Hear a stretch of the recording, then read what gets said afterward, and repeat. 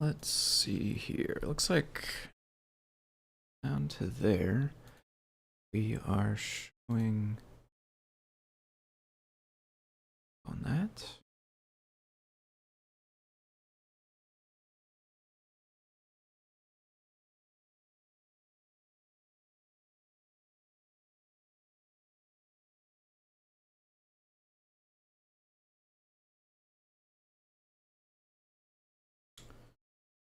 Let's see. Thing we need to find the other one of these. That's the. Oh.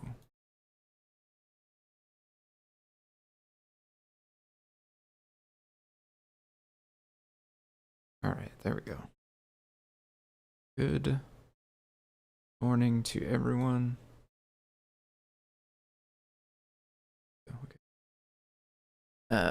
Here we are. It's over there. All right. Good morning to everybody. For anybody that might be new, my name is Tim. I go by Foamy Guy on GitHub and Discord. I typically stream Saturday mornings at this time, working on CircuitPython stuff, generally speaking, sometimes projects, sometimes library stuff, sometimes all kinds of different stuff, really. Today, I am continuing on working on this game that I started yesterday. How's it going, Clever? Good morning. I did work on it a bit yesterday while I was watching along with some of the other streams. So the way that I'm going to start is run through kind of what has changed since the stream yesterday, and then I'll pick up working on it. For anybody that wants to see kind of the precursor to what I work on today, you can watch the video of yesterday's stream. There's also one earlier in the week where I kind of laid some of the foundation as well, if you're interested in even more history. And if you are really super duper interested, you can go back even farther and find some of the stuff where I was working on the library that renders the maps. All of that stuff is all in VODs somewhere in the bowels of YouTube if you are interested. The things that are different since yesterday's stream, the keys and the locks are now functional. Yesterday, during the stream, we had spawned the blue key and the blue lock, and I was able to collect the blue key, but the blue lock was not functioning, but now it does. So I don't have the light on, so I'm guessing you can't see the joystick as well, but it no longer lets me walk on top of the blue lock, and indeed any of the other locks which now exist as well. I cannot walk on any of these. They effectively behave like walls. But then when I go and grab the key, so if I grab, the blue key, for instance, obviously the blue key doesn't let me through the red lock or the yellow lock or the green lock, but it does let me through the blue lock. And then all of the other colors work as well. So red unlocks red, yellow does not unlock green, but does unlock yellow, and green, of course, does unlock green. One thing I did learn is that the green key is not consumable, so you only have to collect one green key, and then you can use it on multiple green locks, which I did not catch, I guess, the first time through playing this game. I kind of always thought the keys were consumable, but I was watching the playthrough of the original game yesterday on YouTube. Somebody linked that, and I noticed that the green key is actually, everlasting, so to speak. You can use it multiple times, unlike the others. The other thing that's different is the fire is now implemented. So we have this nice fire block here, which is in fact animated. That's the first animated entity so far. And when you walk on the fire, you can see the other new thing, which is the text pop up for some feedback to the player. It tells you that you stepped on fire and the game is over. And at this point, I do also have it, if I press the A button, it will basically start over by just doing a supervisor.reload. I had thought earlier that may help with the doors that involves thin walls. Thin walls have a more complex collision rules, and I was thinking have 4 functions so that you can pass through each side of a tile. I think Discord chat in the stream is not refreshing. Let me see what we got there. Oh yeah, you're right. It still seems stuck.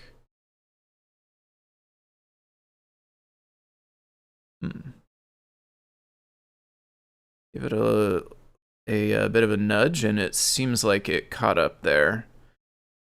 I'll try to keep an eye on it if I can somewhere, but do let me know. I can see it on mine, so if you do happen to notice that again, let me know, and I'll nudge it again, but it might just be better now that I kind of gave it the old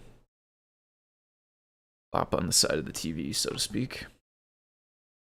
And if they're functions, then doors can check more complex. So I'll show you what I ended up doing for the functionality in order to make it work. I will say too, also I have pushed all of the current version of the code into the repo. I initialized the repo yesterday, and then I just updated it before I started up the stream here a little bit ago with the current version. So that code is out there if anyone's interested.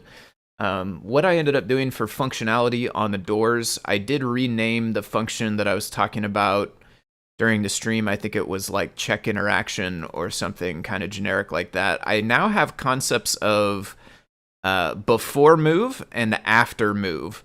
So on the game object, Chips Challenge game, I now have a process before move and a process after move. These functions basically loop over all the entities and call entity.beforeMove. They pass in the game object, and then for after move, of course, it's calling after move instead of before move.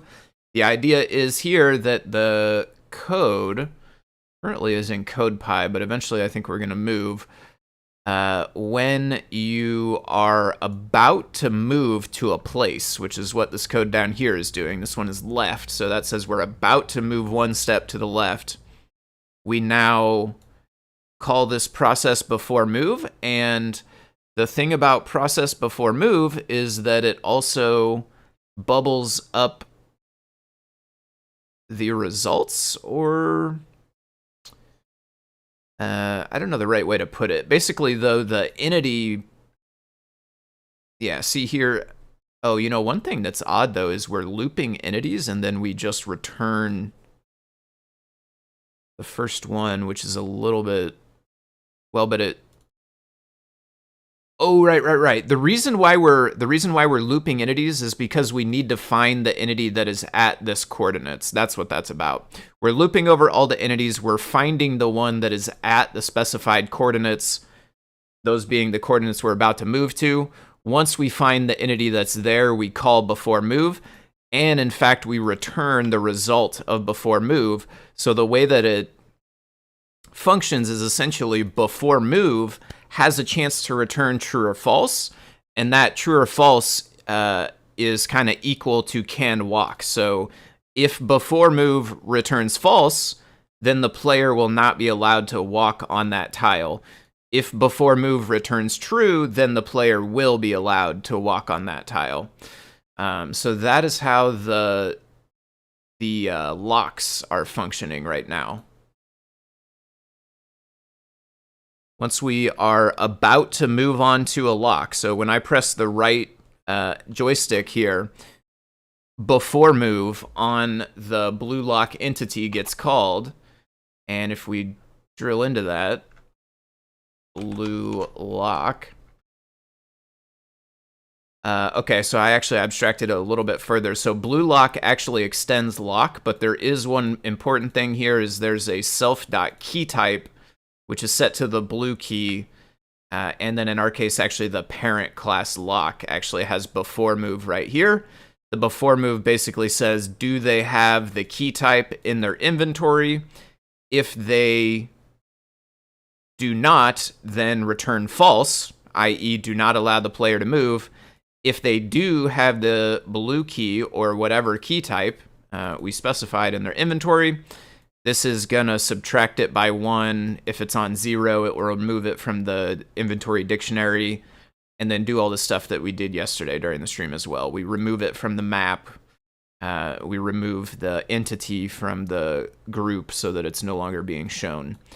And then after we have processed all that stuff, we return true, which means the player is allowed to walk there. We've now taken the key away from them, and they are allowed to walk there. And then the one difference, like all the keys and locks basically behave the same. with the exception of the color, right? Like red lock is obviously looking for red key instead of blue key, and yellow is looking for yellow. Green key is the one that's different. Green key does not extend the lock. Instead, it's just base entity, and it has, green lock is what I meant. Green lock, it does extend the lock. It does have green key, but it also overrides before move. It overrides the one from lock, which arguably makes lock pretty useless in this hierarchy, but that's all right. And so this one has its own, which behaves the same, except for key is not consumed.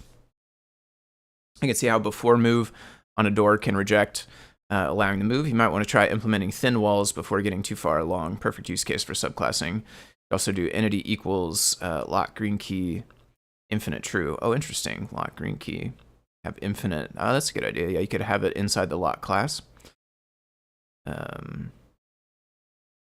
Get rid of the 4 subclasses. So the other difference with the subclasses, which ultimately we could account for with an argument as well, but there is one other tiny difference with the locks, which is the default tile, which is effectively which sprite in the sprite sheet it is. So 63 for the green, 62 for the yellow, 61 for one of them, 60 for one of them.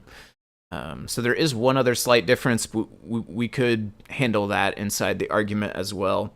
And I may do that, but the other thing that's nice about them all having their own is one other piece to the puzzle that makes this work is this NPC entity map, which maps the name of the tile, the property of the name of the tile. So if we go...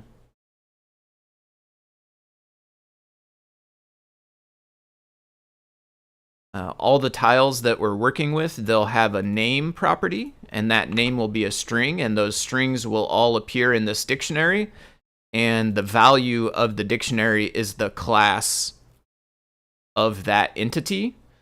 So green lock is getting initialized that way, and we're not actually initializing it here. That happens somewhere else, so that somewhere else would have to be responsible of passing in those different values. And for now, I think I like just having this dictionary here and having, even though there's not that much difference between blue lock and red lock and yellow lock, for instance, I think I'm going to keep them just so that I don't have to change this mechanism for now, at least. The thin walls, I'm not entirely sure what you mean on the thin walls. So in the game, how I am imagining it, nothing is thinner than anything else. In the game, as I'm imagining it, every entity occupies exactly 1 by 1 tiles. There are a couple, I guess, that are supposed to be bigger, although I actually cut those out of my sprite sheet. So yeah, everything that I've got occupies exactly 1 by 1.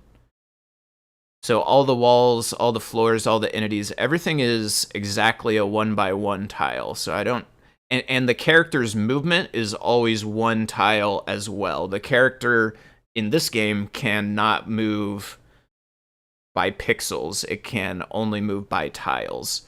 I did make a Pac-Man game that was using the same tiled map engine while I was working on it. And in that game, I actually did have to make some modifications to it so that the player could move by pixels, like 1 pixel at a time, rather than only by tiles. But this one, I'm not imagining it that way. Just always moving 1 tile by 1 tile. So the thin wall, not sure I understand how that would work exactly. Not been using custom properties much. I was just going to hard code the properties. Yeah, I like the custom properties. I like this approach of being able to define what the entity is inside of the map data, inside tiled, and then in the code, just have an entity class, which effectively, is the class that implements whatever behavior it needs. and it has a couple of functions that it can override, like game tick. We have the before move and the after move now. We may add more as time goes on as well if we need a couple others. But I like this idea of like the map kind of knowing what the entities are, and then the code having classes for each one that implement the behavior. And that's actually exactly where we're going to start, which is implementing a few more of the entities. One thing that you'll see if I show the map is that I actually have a couple other entities put onto the map. I have the portal up here. I have what I'm calling the socket right here. I don't know if this will actually... Oops, that was not the select tool. Yeah, that did not actually change. This is the socket, which usually the socket will block the portal. And then I also have the chip down here as well. A chip. But if we look at the screen, none of those are drawn. The reason why none of those are drawn is because none of those are existing inside of this dictionary yet. And the reason why they are not in the dictionary yet is they, in fact, do not exist. So even if I try to add them, it's just going to say this class is not found. I'm going to do the microchip and the socket first, and then I'll do the portal afterwards.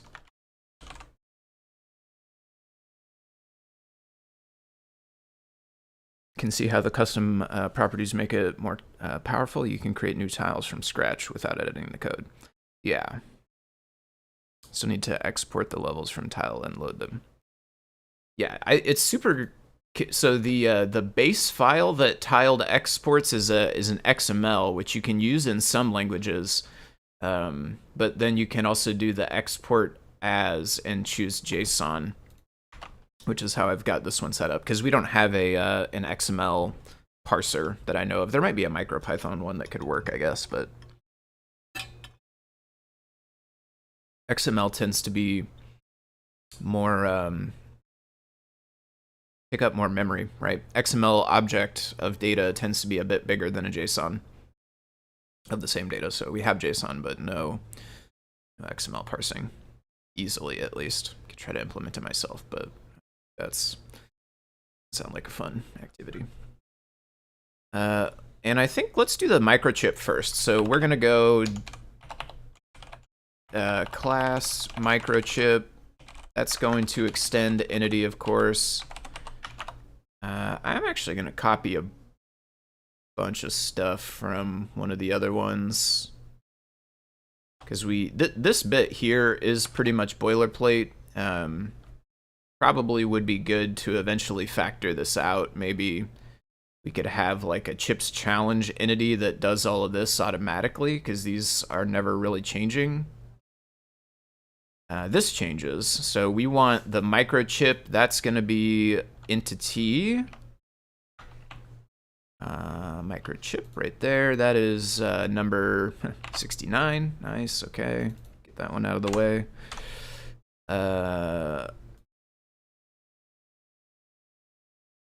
What else do we need for that? I think we'll want a game tick for sure. Just gonna put pass for now. I'm just gonna define both classes. That way the map can render. We're just gonna take it one step at a time. So we'll just go microchip, socket. Yeah, socket, that one is 64. Game tick will be pass also. Okay, so I think that means we should be able to render the map. Does not seem like... Oh, you know what though? I'm editing it inside the repo. I need to be editing it on the device if I want it to run on the device. That's the reason.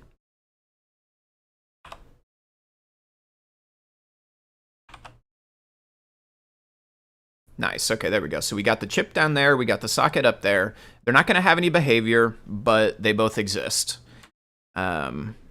Right now, can walk is true, so I am allowed to walk on top of both. We will want to edit the before move of the socket to make it so that you're only allowed to walk on the socket when, like, it's effectively a different kind of lock, right? It's a lock, but it doesn't use keys. Instead, it uses have you collected all the chips for the level? The thin wall from level 7. I'm not familiar with that one. I guess, are you saying the bits right above the socket and the portal must be the thin walls you're talking about, I'm guessing? I don't remember those ones. How do those work? You're allowed to walk on the tile, but then you're not allowed to walk downward, I'm guessing. Interesting. Do we have those? Let me double check my, yeah, thanks for mentioning that, bringing it to my attention. Oh yeah, that's what these are, I guess. Yeah, I've been kind of ignoring these ones. I didn't know what these did. Okay. Looks like there's maybe corners as well. Okay, so that one would be... Ah, boy, yeah, we're gonna need a... yeah, we're gonna need like a before... We're gonna need like before move from, right? Right now I have just before move and after move, but they are implicitly before move to and after move to. But in order to implement the thin wall, we would need before move from.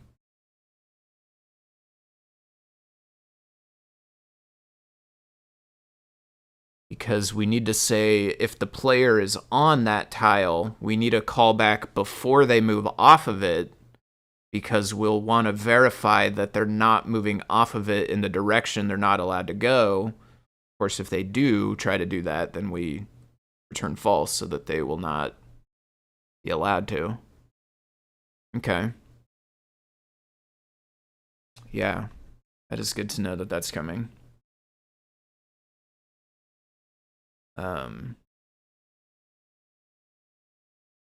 It is still logically it can still be one by one though, so I do think I'm okay there, because it's still one by one. It just, when you move on to it, it has a more, it kind of behaves like a lock also in a way. It's just that its key is not an object. Its key is the direction you're coming from. If you're coming from one of the available directions, then you're considered, true, can walk true. If you're coming from the bad direction, then you get a can walk false returned by it. And then same thing when you're moving off of it. Interesting. How's it going, DJ Devin? Good morning. Need to check both the source and dest, yeah. Use the current position of the player, yes. And I do think we will also eventually... Yesterday I was talking about tracking the previous location of the player and how I didn't really want to do it. But I think we'll need to anyway. But I also think the way that I'm going to do it is not actually exactly tracking the previous position of the player, but instead I'm going to track the direction the player is facing. And then whenever you move in a direction, you'll be set to be facing that direction, and then you'll always be able to take that direction and, reverse it effectively in order to find out the square you came from. Okay, so we want it so that the microchip is actually easier than the socket. I'm going to do the microchip first. The microchip, it just needs to be collectible. When you walk on it, you should pick it up, which is exactly how the keys behave. And the keys code is very, very simple. Inside of our game tick, we just... Oh, okay, yeah, that's cool. We don't need two of those. Let's go back like that. Inside of our game tick, we just say, if self is colliding with the player, I created this helper function, self.collectItem. You give it the game object, you give it the name of the item.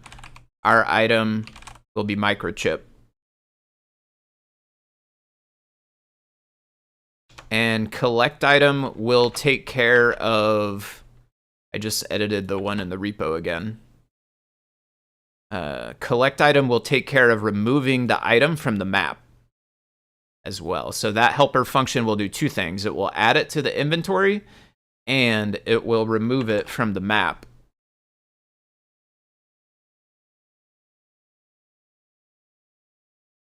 So now we have the microchip in our inventory. It's not actually showing our inventory anywhere visible yet, but it's there, I'm pretty sure. And then we'll be able to make sure it's there because the socket behavior is going to depend on it. I don't know why that we sometimes get this lagged restart. It's like, I think something must have edited the file, or I don't know. We get an extra restart after a few seconds sometimes. You could even extend the key class for chips. You must collect 10 chips as keys to unlock.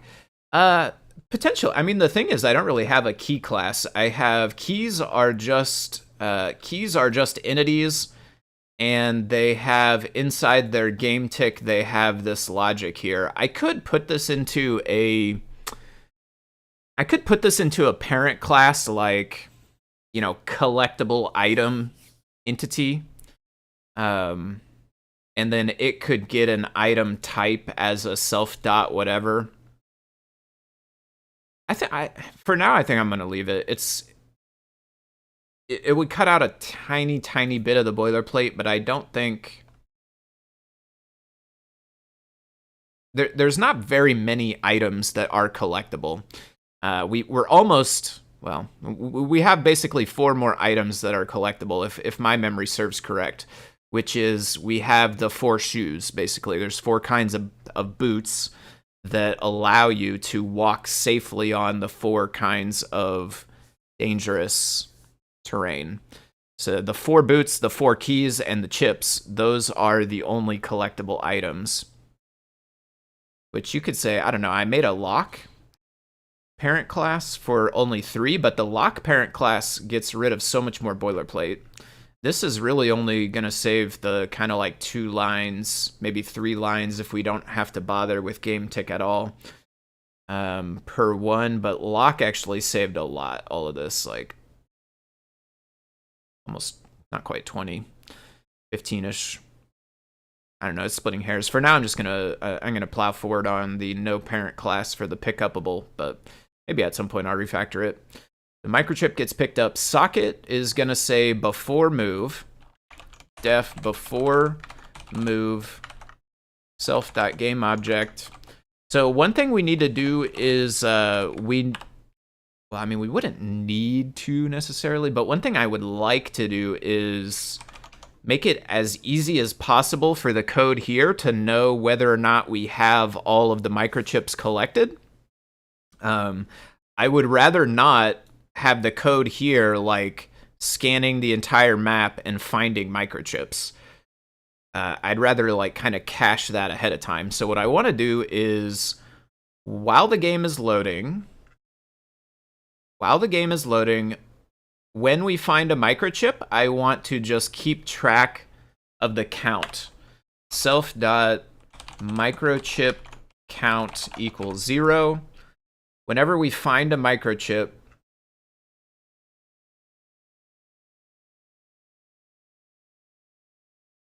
oh, right, but that's inside load tiles.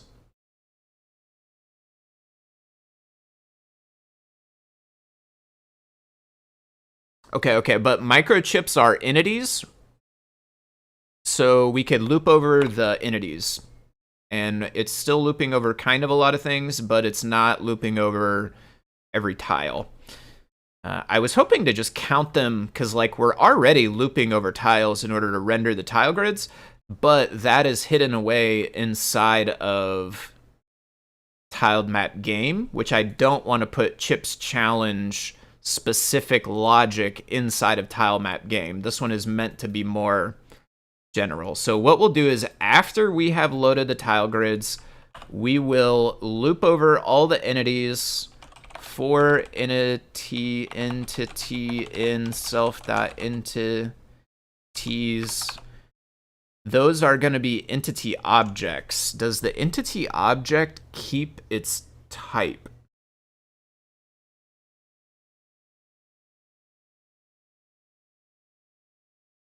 I don't think it does, but it probably should, shouldn't it? I mean, we can test it against the class, I guess.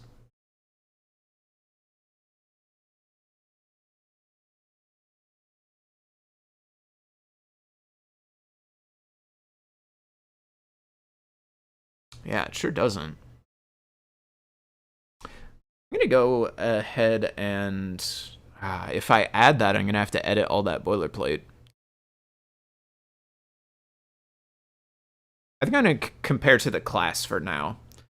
But I would actually love to cut out the second layer of this boilerplate here that is in all of my other entities. I'm just not gonna do it right this second.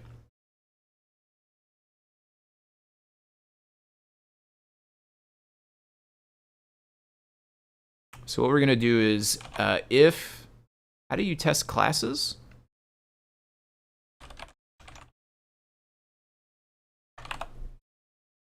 Counting won't do. You must collect 4 chips to pass this level. The 4 on the right are decoys. Oh, interesting. I don't think I remembered that one either. But okay, but that's easy enough because what we'll do is we'll make a like that'll be a different entity type.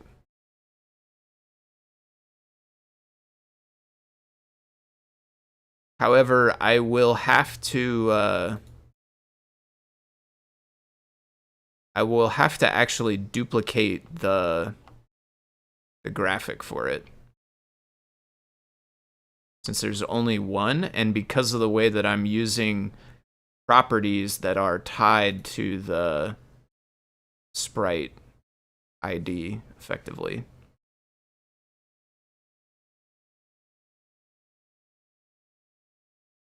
This level has walls and floors hidden under these special walls and only appears when you bump into them. I can't quite imagine what that means. I'll have to catch it on the video. The other thing is, like, I am not probably going to implement 100% of everything in the entire game. I'm going to implement kind of the stuff that is nostalgic to me, because that's how it works, basically. And I'll put the code out there, and certainly anybody could add anything more, but I probably won't end up with like a complete clone of every level. So some of the levels that have the more intricate things I may not end up implementing. Fake walls is an interesting one, though. I would probably, if I did want to do fake walls, if I'm understanding what that means, I would probably also have to duplicate the wall tile inside of this and make like a, luckily I have some extra slots down here. What I would do though is like make a copy of the wall and then make it say like name, fake wall, and it will have can walk true instead of false, but it will visually look the same. Boy, yeah, there's more tricky stuff in this game than I remember. The counting can work the same way as well. The counting, I'll duplicate the chip entity, I'll make a copy of it, and that other one, it will actually be, fake microchip or whatever, and when you collect it, it won't go to your inventory, and it also will not use the standard microchip entity class. Instead, it will use fake microchip. Therefore, it won't get counted when I count the chips, because it'll be a different class. Level 6. Like the Doom secret door. The special color. Oh, okay. Maybe I do have a tile for it.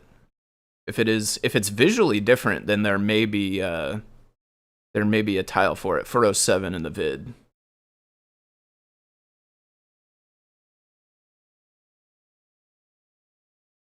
Oops.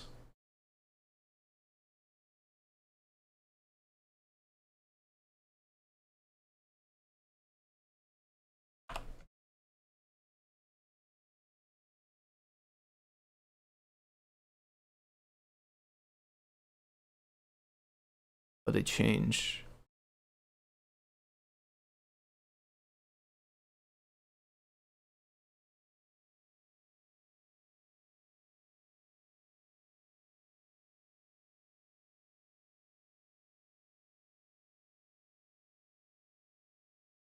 Yeah, that's interesting. I do not remember the invisible walls. The invisible walls, I think we could do probably similarly as to what I'm talking about, although how many do I have here? I have 3, 4, 5, 6, 7. I have 7 empty tiles. However, these are all the same, right? I can reuse these. I don't really need all these. That'll add some more. So for the fake walls, I would make a duplicate of the floor tile, and I'll have it be a fake wall, and then it looks like a floor, but then in its before move, it returns false, and it changes its sprite over to be the wall. Not sure what these ones do either.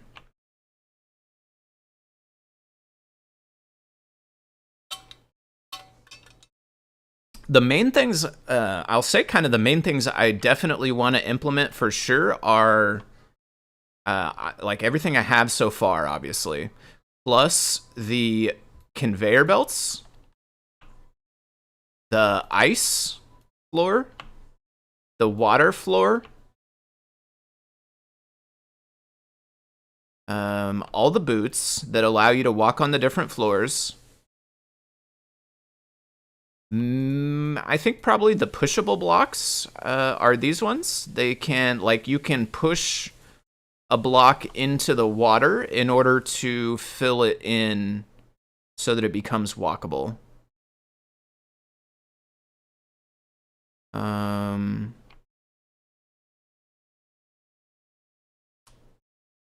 Those are the main things I remember. The bugs, actually, I think the bugs, they like these bugs here, they like always turn left or something.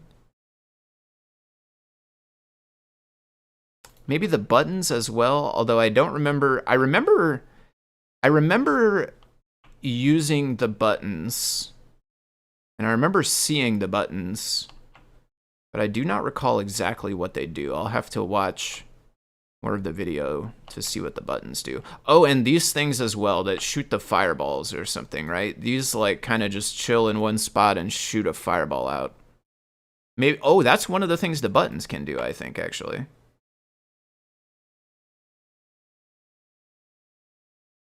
Level 2 has got the bugs. Yeah, there you go. They skitter around that. That one comes back to me for sure. They skitter around that center thing there. You can move around the outside to stay safe. Each button does a different thing. Entity spawner triggered by a button. Nice. Visible could act like locks. Oh, that's true. Yeah, it'll have the... Yeah, we'll use the before move in the same way. Visible floor acts like a lock that's always unlocked. Turns into a floor. Yeah, the fake... Yeah, we basically have the opposite. So we have a fake wall that's actually a floor, and then we have a fake floor that's actually a wall. Those can both work effectively the same thing. They'll just need 2 separate things. And it would be nice. I do kind of regret slightly setting it up such that each tile can only be one entity type.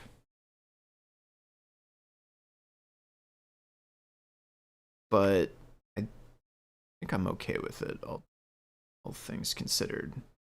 Because we do have plenty of room to duplicate ones, and that should be easy enough to implement everything we need so far.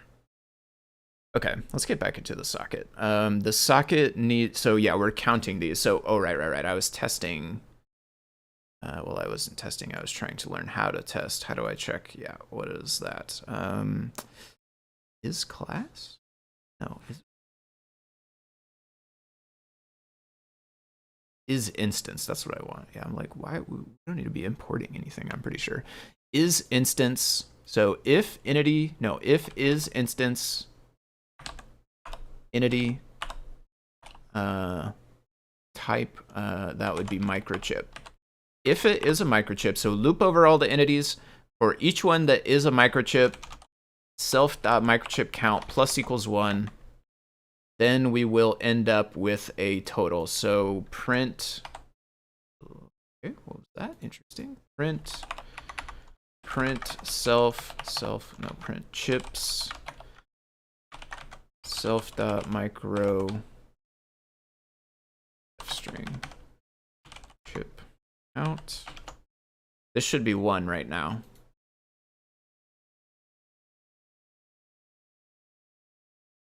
Chips 1. Perfect. Okay. So now, when you walk on the socket, it should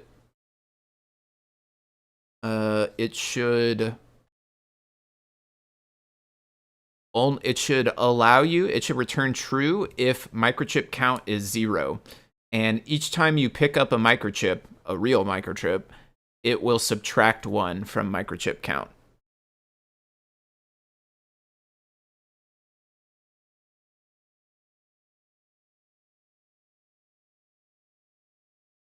So that's easy enough. Inside of microchip, we know it's getting picked up right here. We can also just say we can say game object dot microchip count minus equal 1. So that will subtract 1. And then on socket, we can say before move, if game object dot microchip count is greater than 0. So, I mean, this is how I'm inclined to write it. I know we could write, like, return not this. Guess is better. I don't know. I kind of like the if statement, even though it's a bit of a pointless if statement. It adds clarity to the code in my mind.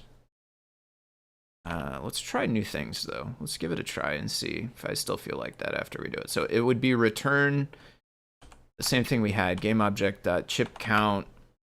So if it's equal to 0, we want to return true.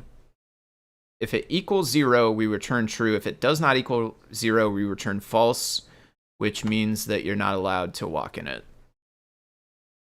This map has 3 types, not 2. 3 types of... Oh, sorry. Also, the chat probably got stuck because I didn't scroll it. It has 3 types of...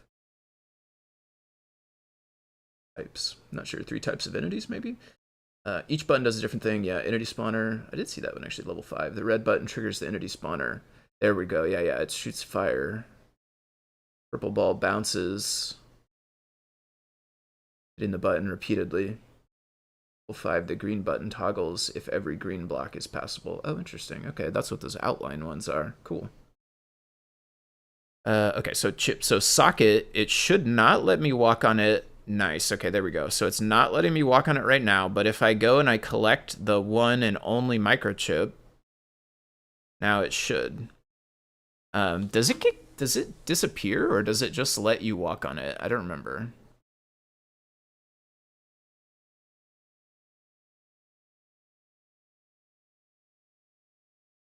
It does disappear. It was only there for a split second, but I saw it disappear. And in this case, it doesn't matter because it gets immediately covered up, but that's all right. Let's make it disappear. So when you walk on the socket, that's going to make me want to bring back the if statement.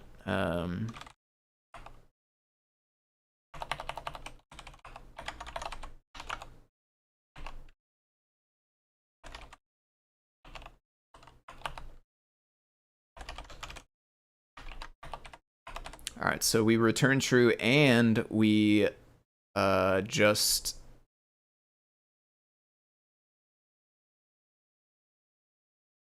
So there's a couple of things we could do. Like, we could literally remove the object from the map, which is what we do, like, with keys when they get picked up, and microchips also.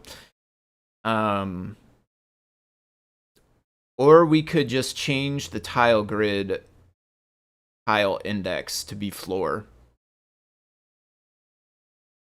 And then technically it will still be the socket entity, but 2 things. The socket entity will keep behaving the same way because you can never lose the microchips that you have picked up. So once you're allowed to walk on the socket, you're always allowed to walk on the socket. And usually by the time you're walking on the socket, you're 1 square away from the portal, and the portal is the end of the level. So, like, the behavior really does not matter that much. You could argue even going so far as to make it get changed is not even really necessary, but I'm going to do it anyway. Tile grid, we're going to say 0 equals floor. What is empty floor? Oh, 0. That's convenient.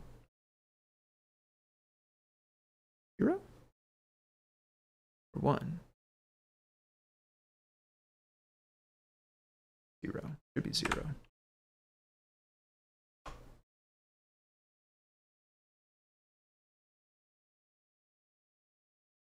Oh. Cam. Hidden floors under blue walls. Hidden walls under blue walls. Invisible walls. You can see it disappear on at a later level. Nice. Nice day. Can't remember the level number. Okay, let's see here. So socket, when we first try, it does not let us walk. We pick up the chip. Now we can walk and it disappears. Cool. And technically the entity is actually still there. All I did is just change it to the different tile. Like visually I changed it, but you know, functionally inside the map object data, it's actually still the same entity, but that'll be our little secret. Nobody needs to know. Next, we are going to do the portal. And the portal, oops, it's the music. The portal, I think, does it, so it animates, but I don't know. See, it's not animating there, and then as soon as you touch it, it pops this thing up, so we can't really see the animation. When does the portal animate? Because I have 4 frames of it. Should I just make it animating all the time, or should I not bother with animation? I've only seen the portal animated in the Steam port. Interesting. You can see it. Okay, yeah, don't remember. Okay, I also discovered there's a free chips challenge in Steam. Oh, interesting. By default, but the default theme is wrong, and the GUI is Jankusek. I've only seen the portal animated in the Steam one. Interesting. Okay, I won't mess with the animations for now. Portal. So it should be name portal. We already have that part, so we can make a new entity class. Class portal. Did I call this portal? So the thing is, I kind of want to. I maybe kind of want to make a custom level with a teleporter, more like the game Portal. I could call it teleporter. That's fine. Let's do this as portal. Class portal extends entity. We will take our boilerplate. The default tile 65.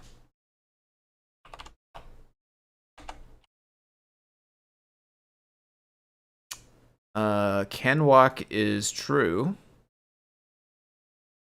And when you walk on the portal, you win the level. Let's actually, yeah, a little bit more specifically, after you walk on the portal, you win the level.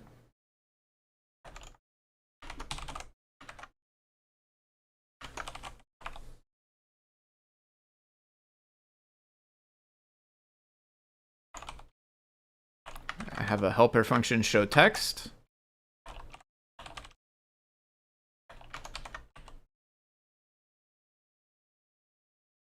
Okay, we need to add it to the dictionary of entity classes.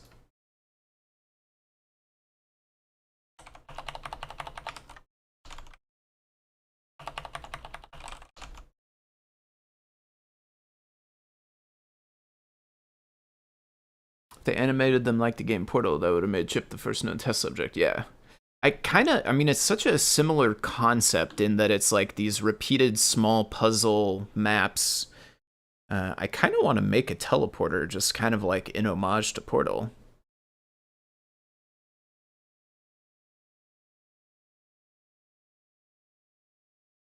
Okay, so actually let's go through the socket. Perfect.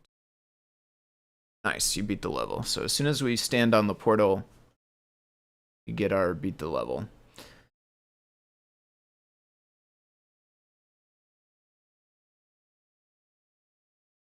I don't really know what else I want to happen when you beat the level. For right now, I think I'm gonna have a game over. I'm gonna make a win 1 level? Winner 1. So does not matter. The fact that I have spent even this amount of time thinking about it is such a waste. I'm gonna go with win though.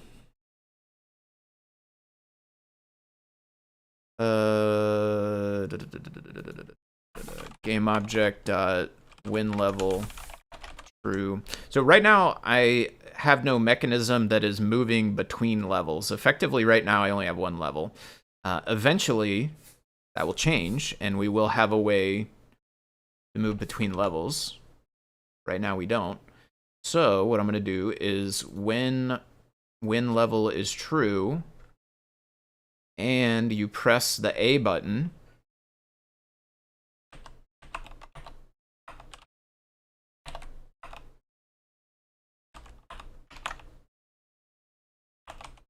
we're just going to reload. So if you beat the level and then you press A, then the game will reload by reloading CircuitPy.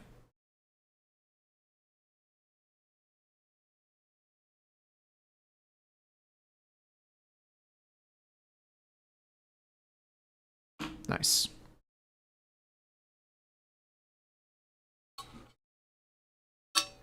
Exit is animated and you can see it in the portals. Is this the YouTube one or a different one? Well, let me try to make this bigger. Copy this. Okay, copy the Discord message, which I guess would open up. That's right. Probably this will mess up the chat for a second. Yes, I'm actually curious. What does the chat look like? Yeah, definitely messed up. Okay. Whoa. Oh, okay. Nice. Yeah, you know what? Let's animate the portal. The only other thing that's animated right now is the fire. I think the portal would be cool too. Let's do that. It should be easy enough because I implemented everything we need for the fire. So I'm actually going to go copy it. So inside fire, I have inside a game tick. It checks if it's been long enough since the last time we animated. If it has been long enough since the last time we animated, then we call animate. Inside of animate, we update what I called the meta index, which is the index within this tuple that happens to contain indexes of tiles. So the indexes inside the tuple are, 0, 1, 2, but those values are indexes inside the sprite sheet. So we have the meta index, which just gets incremented by 1. If it's bigger than the last one, then it gets set back to 0 to reset.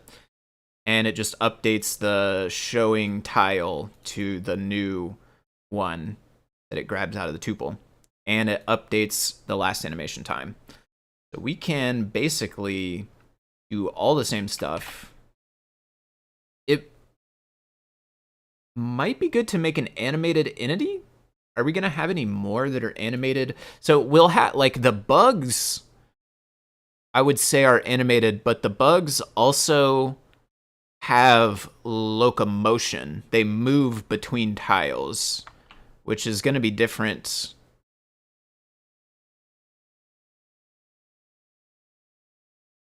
Is it?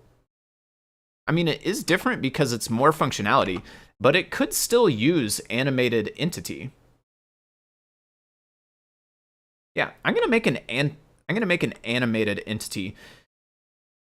And I mean, that doesn't feel very specific to Chip's challenge, so I'm gonna make it inside of, right now it's inside of entity.py. Eventually this may move somewhere else, I'm not sure. Class animated entity, that will extend entity. That will basically get game tick, animate, anim indexes.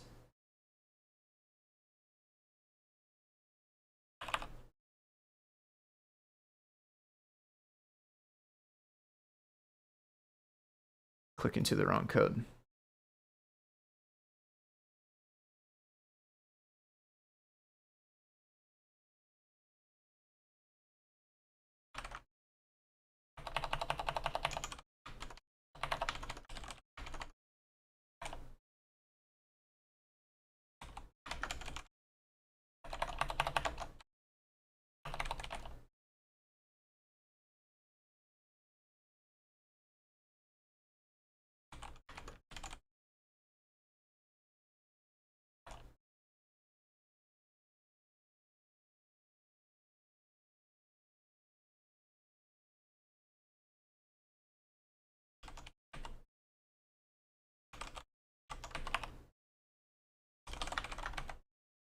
I don't know if this actually is going to work like this, but I'm hoping to not have to list these all out.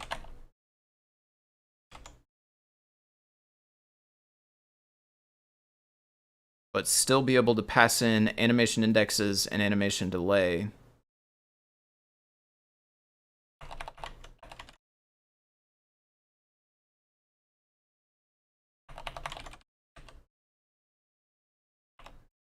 And go self dot anim indexes equals anim indexes self dot anim delay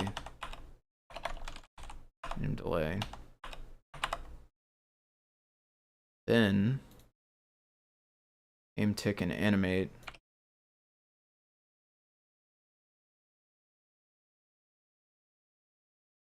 Time we need to import. Last anim time.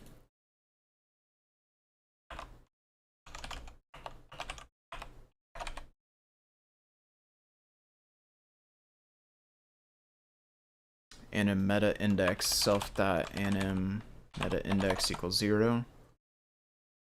Plus equals 1. If it's the length of that, go back to 0. Set that to the one from there. Update the time. Yeah.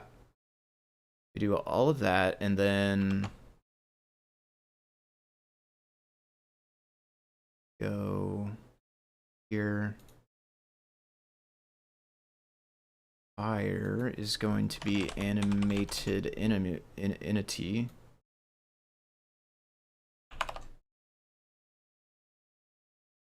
I do want to import from there, but it's weird and it's going to try to put CircuitPy in it. So let's do animate.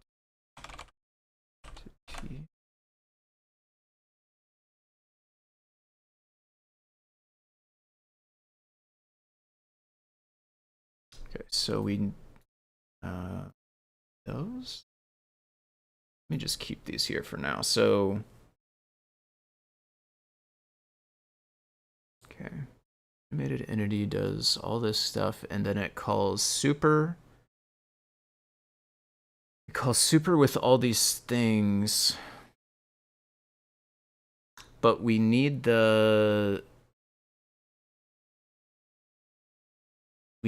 put the list of indexes first.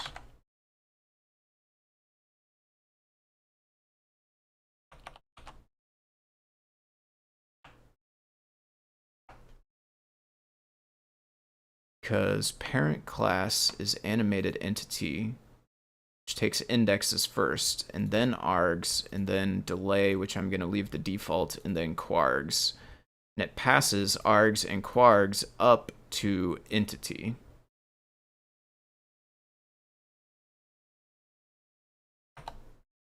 So we don't have these here. Instead, they're stored inside of there.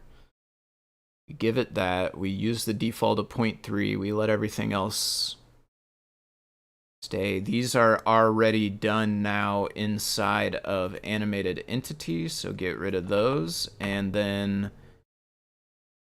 all of this is also now done inside animated entities, so get rid of it, although I'm less confident. Comment. Nice. Okay, yeah. Fire animation is still rolling. So cut all of that. Got the old portal GIF action going there. Nice. And like this, you can only go into the portal from the left, which would be a good way to set up the locks. You could have to remove before getting into the portal. With tiled, how would you set properties on a specific tile of the map rather than a tile in the tile sheet or on the whole layer? To the best of my knowledge, you cannot do that. To the best of my knowledge, inside of tiled, you can have properties on, you know, the tile itself, which is the index within the sprite sheet, basically. You can have properties on a layer. So, you know, inside of a layer property, you could try to do something like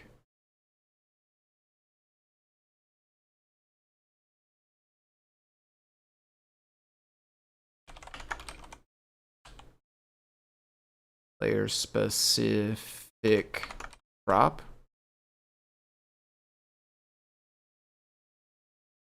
And then you could try to do something like, you know, I could have JSON in here, or I could have some more simple thing. We could try to say like,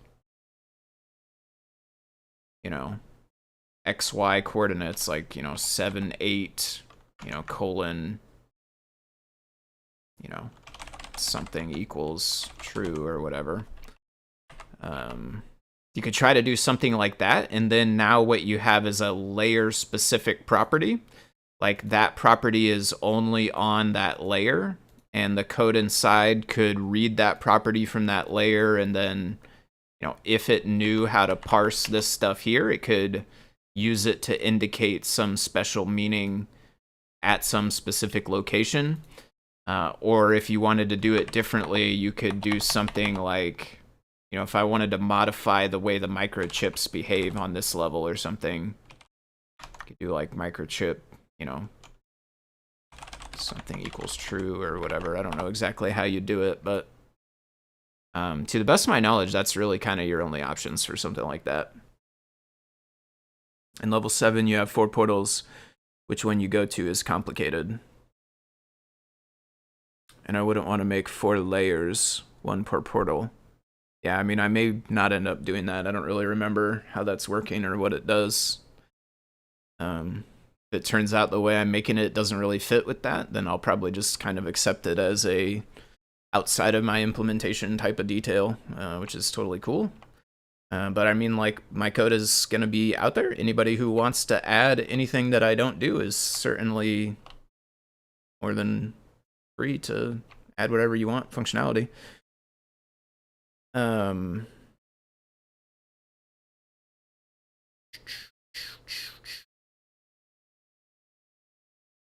Where's that? I think we need... Okay, yeah. Animated fire. So we have animated fire. So now we want portal to be animated entity, and then we will give that one the tuple of...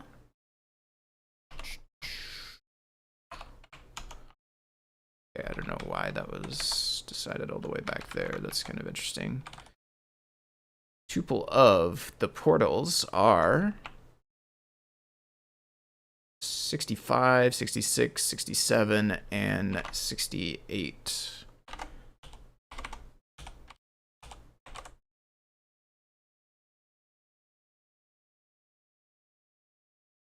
Yeah, I'm not sure. If there's a I'd have to watch the video probably and see how it behaves more specifically, because I don't have a clear idea. Like, do you go in one of those blue dots and then you come out a different one? Is that the idea there? I didn't remember there being teleporters.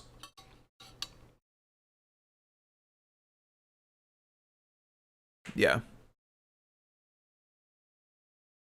Yeah, I think what I would probably do in that case is I would probably do it not 1 layer per portal, but 1 property per teleporter. So I would have a property that says like, or maybe I'd have 1 property called teleport rules, and teleport rules says, you know, XY, like 7, 8, you know, equals, I'll just say, you know, equals, and then it tells you where it's going to teleport you to. So maybe that teleports you to 12.3. And then, you know, maybe semicolon, and then you could have a list of these rules. You just have more and more and more of those. So you have 4 in this case. So it'd be like, this location teleports you to this location. And the code would have to, when you land on a teleporter, the code would have to look for the teleport rules, find the location that matches where you're at, and then move your player to the location it says there. Which when you come out changes based on the direction you enter from. Okay, yeah, that would wreck this plan unless you also make, you know, 1 of these rules per direction. So, well, those ones are next to walls, so 2 of the directions are cut off, I guess, but you would only need 2 for the 2 remaining directions, but you could have like 1 rule for if you enter from this way and 1 rule for if you enter from that way. The truth is, though, like I probably am not going to implement that, is probably the truth in my port. Maybe basic teleporters, like I was just talking about basic teleporters, which I totally did forget altogether that there were any teleporters. And I do think regular plain teleporters would be kind of cool, where it's just taking you from one spot to another spot, not necessarily based on which way you entered from or anything like that. But I think you could do it, like, you know, if you needed to, you could do it pretty much like this. It is getting to the point where you're, you know, stuffing so much sort of logical behavior into these properties that it gets a bit awkward, certainly.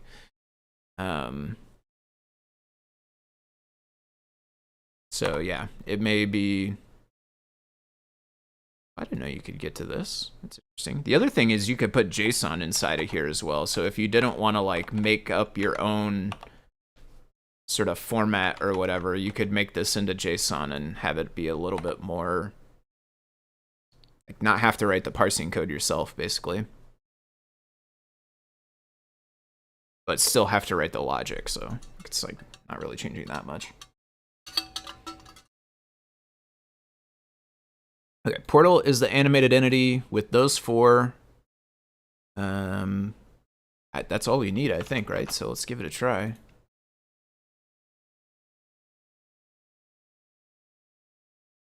Okay, here we go. Oh, let me make it big again. This is probably gonna mess up the chat for a second. No idea what if this Steam version is accurate to Win 3.11.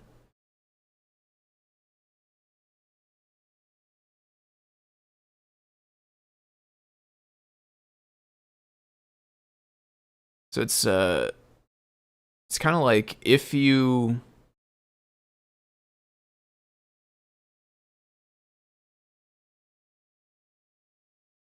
go down, then these ones take you opposite ways, but if you go sideways, then they take you across. And then I didn't catch these 2. Do these 2 go opposite ways if you go up and down? I realize you probably can't see what I'm pointing my mouse at. Sorry about that.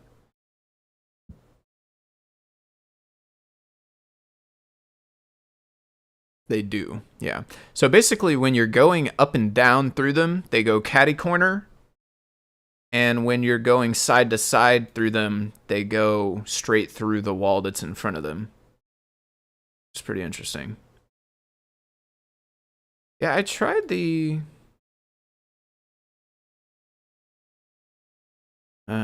it doesn't let me copy.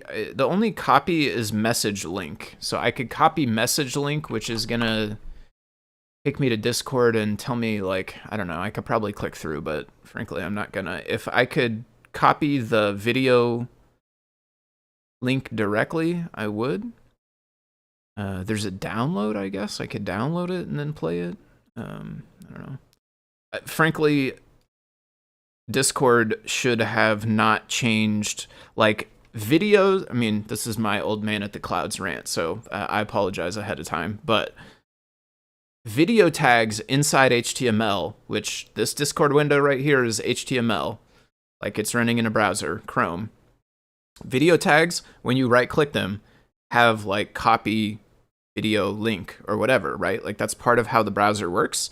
Discord has changed it to where I right click this and it has Discord menu, which is cool. It's all branded for their stuff. It has all their cool stuff in it. None of the things are copy video link like they are in plain HTML. That bothers me. Thank you. I don't know how you got that link, but my opinion, that should just be there. Oh, I think I copied an extra thing or typed an extra thing. Then I put it in the search also. Did not load for me. I got one at the end also. Downloaded. I guess I could have clicked it down. I mean, this is the thing too. I don't really want to download it either. I mean, we're already here. I guess I'll play it, but I don't know. All of this, like, it doesn't have to be this hard. Like, Discord made it this hard, and that bothers me, and therefore I don't want to use it. Which, like, I'm saying hard. It's like a few extra clicks. Like, it's not. Don't get me wrong. I realize that I am the old man yelling at the clouds right now. I don't think I have that. Yeah, I don't have that. I don't have that.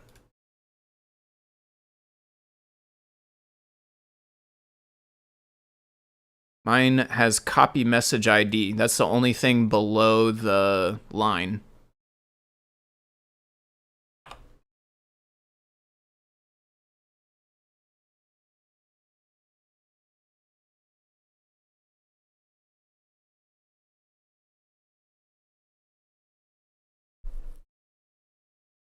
That's honestly really weird to me that there are different ones.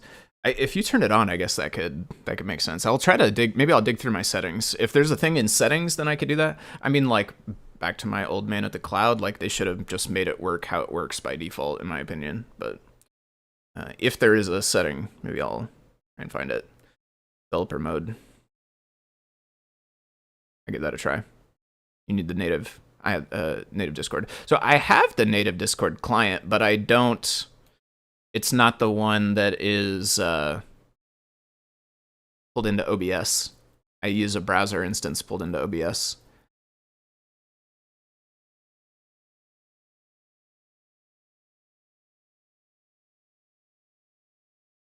Oh, I think the portal was working. After all of that, I was not really paying attention, but the animation was working, wasn't it? Yeah, it totally is. Nice. That does look pretty cool. I like it. Theoretically, we could make it faster, but I kind of dig the slow look, truthfully.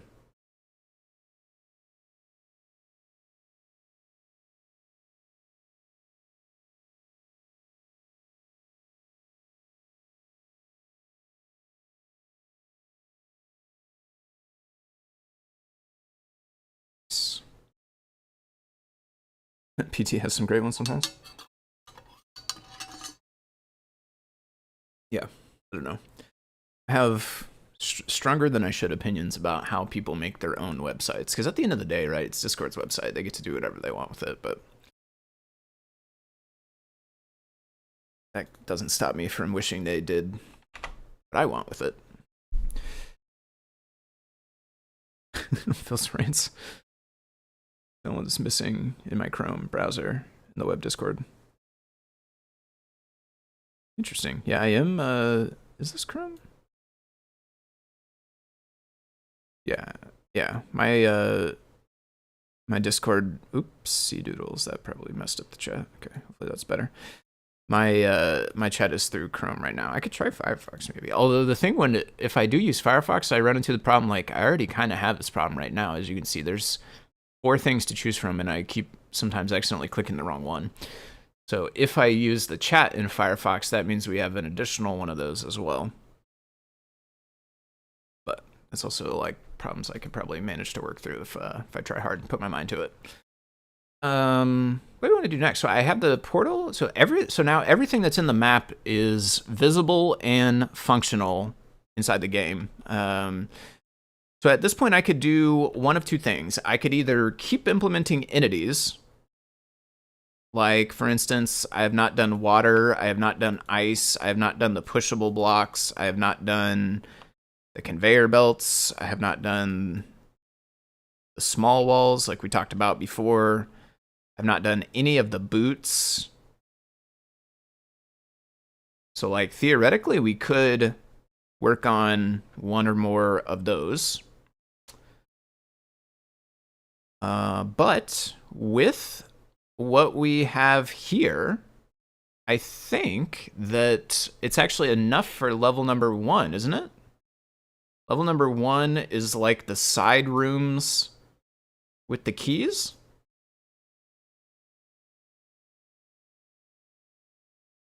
Yeah. One thing I still need to figure out as well is the passwords. I don't know exactly how I'm going to implement the passwords.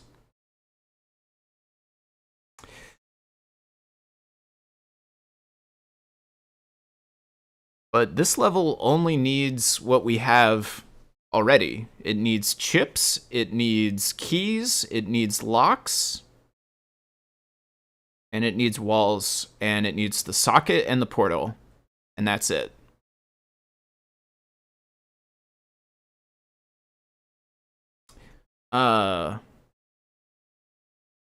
One thing that I do not know about... Oh boy, I wonder... How big is it? I think you even told me yesterday they were like 32 by 30. Oh, sorry, I had the chat stuck again, I bet. Nice. Implementing official map also works. Here's level 1. So at its widest, it is 1, 2, 3, 4, 5, 6, 7, 8, 9, 10, 11, 12, 13, 14, 15. At its widest, it is 15 wide, which is insanely convenient for me. 1, 2, 3, 4, 5, 6, 7, 8, 9, 10, 11, 12, 13, 14. Okay, so I actually don't need the camera for level 1. The map is 32 by 32, but in this case, a bunch of it is you can't get to it because of the walls. The smallest rectangle that you can contain the map in is 15 by 14, if my count is correct, which is less than 15 by 15, which is nice for me because that is the size of my levels right now. And I haven't tested the camera yet, which is the viewport mechanism. Fingers crossed, hopefully it just works, but it might not. I don't know. I am gonna make a new map. Gonna leave all of that stuff default. I wish that I could easily just copy the tile set.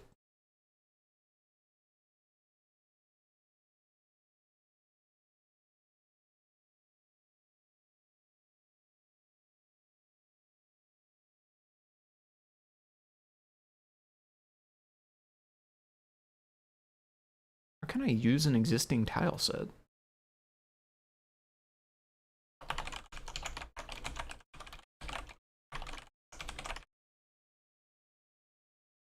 Wait, let me catch up here. Plenty of GUI-related rants about Google, Apple, Microsoft. They're going to drive me nuts sometimes. Menus, within menus especially, tick me off.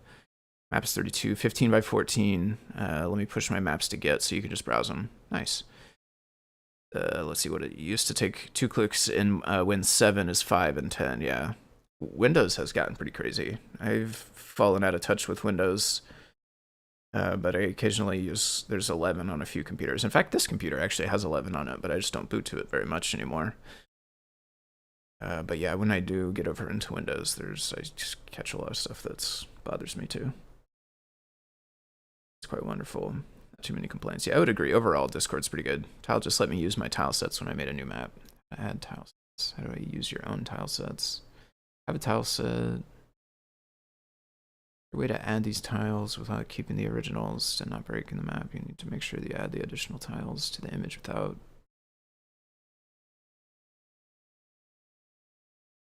texture, not using a texture pack. Am I going that far? How do I use? I just want to open a tile set instead of make a new one. From what I can recall, those Python scripts. Map, new tile set. Window like this. You could simply browse, select the image. Okay, so I think it saved a tile set file. Maybe if I select that tile set file.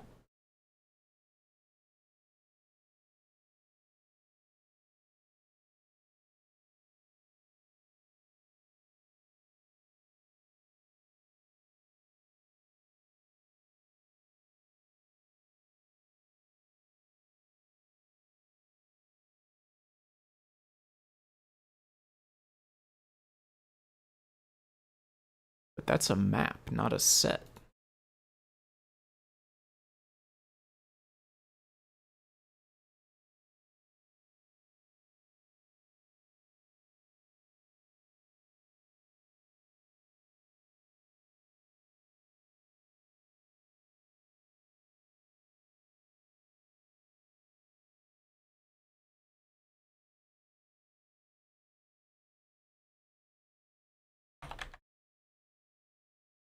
tiled tileset files, TSX.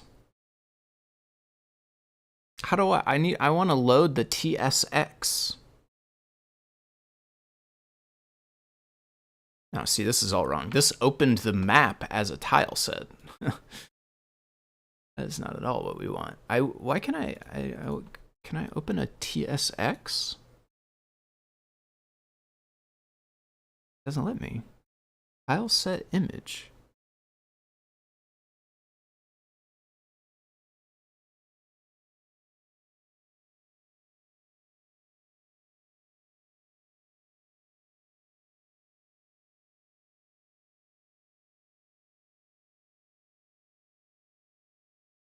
Add external tile set?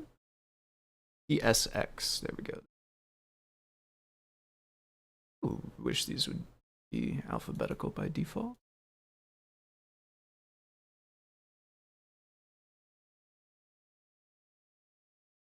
Want this? So I'm pretty sure TSX. I'm pretty sure this has all of our stuff in it.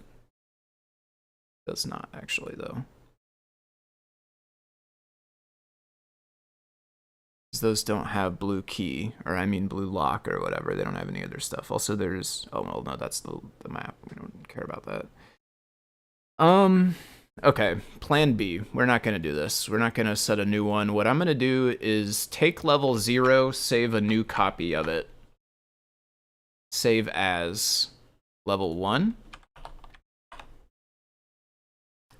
Now we have level 1 TMX, and we still have level 0.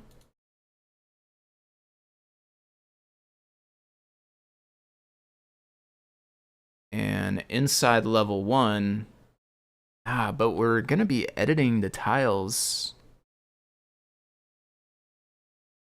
independently.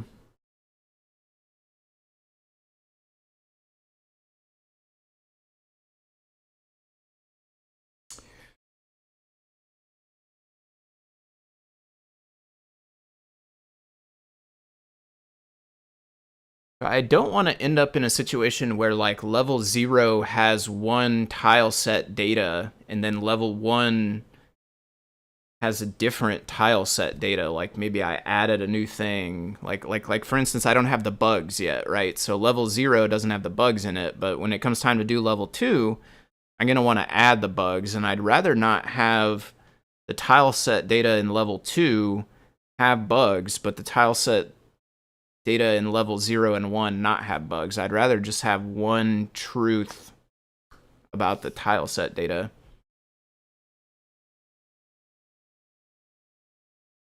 So what we're going to do is try to get the external, the TSX, like it just said.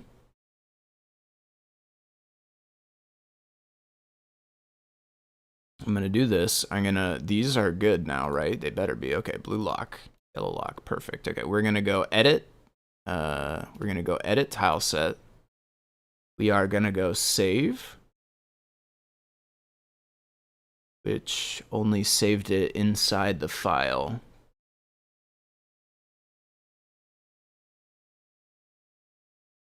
And how did I end up with that one exported?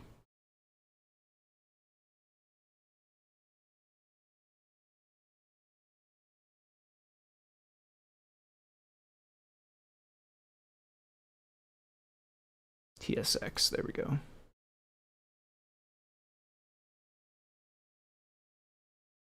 Okay. I'm going to delete level 1 TSX. We don't need that.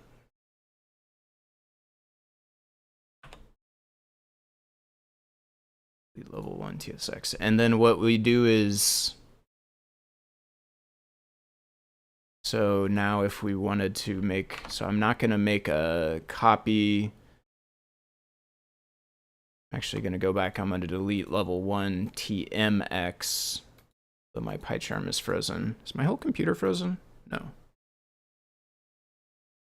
That makes sense. All of your assets are stored in a project. I imagine you want to save a project which has everything. Yeah. But yeah, the TMX is like the tiled project format. So I'm pretty sure PyCharm not doing anything because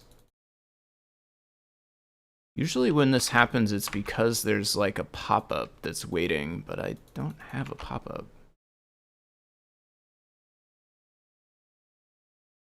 It's not letting me do anything. Oh, search mode, okay. Interesting. Probably there's a button held down. Okay, hold on. Get the old one of those. Nope, we're still kind of stuck, huh? Yep.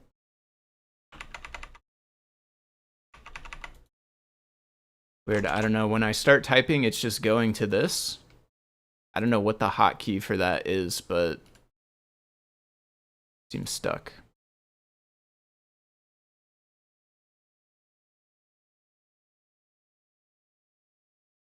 A little better.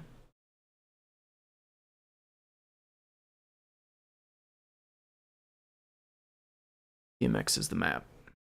Oh, okay. I thought TMX was the project. So in my case, I'm using TMX kind of effectively as the project, and then I'm exporting that as JSON instead of leaving it as TMX. I guess I would need to do save without the as, but that didn't really pop anything up, so I don't know. Not sure how to do save as the project. Okay, level 0. I'm going to delete level 1, which was a copy of level 0. I'm going to make a new one. Oh, there's new project, I guess. I don't think I ever did project.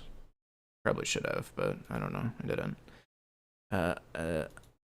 Wish I could choose a name already. That's weird. I don't really want untitled, but I guess that's fine. So we want external, so we're gonna say add external tile set. Now we have this one which we exported. Boom. There we go. Okay, now we're good. We're good. Okay, so let's fill in the floor. Should we fill in the floor? Or should we fill in a wall? I love PT's rants. I usually agree with everything he says. Hate when some folks said to threaten. Yeah, I mean, some folks definitely take stuff too far sometimes, for sure. Nobody should be threatening anybody about kind of weird like opinions or anything like that. It's getting crazy. They definitely do have to deal with more than their fair share of crazies. This is unfortunate for sure. Okay, we'll fill in the floor. We will start painting some walls.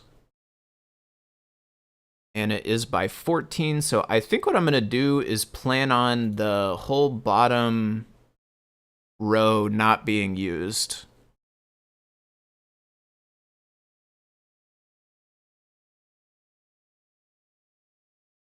And so then we're going to use everything else. We're going to use the top and everything else. I want stamper. The top center, which is right here, that one is empty. So the chat is going to be frozen for a while because I'm referencing your image. Let me... Yeah, see, the image has the same problem as the...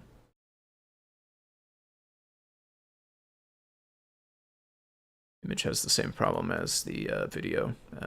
I'm just gonna, the chat's gonna be stuck for a minute while I look at this. Thank you for posting this, by the way. This is gonna make it a lot easier to copy the map in, but yeah, I'm not gonna set that for right now. So we have these 3. Well, it's more than 3, but we have all of those. And we go out from there. 1, 2, 3, 4 more. 1, 2, 3, 4 more. Then we come down.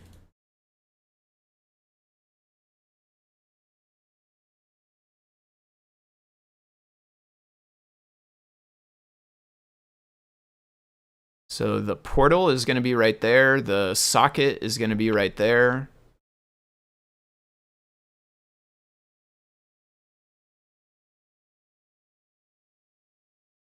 Need more walls. I wish I might change the sprite sheet to be a little bit more portrait. I gotta go change all the IDs inside the thing. It's gonna be. We actually need the green lock. Oh, okay. I'm also messing right on up, aren't I? So we need to make our different layers. shoot. Why did I do that? Okay, this is gonna be, we're gonna take these back to floor. And basically what we...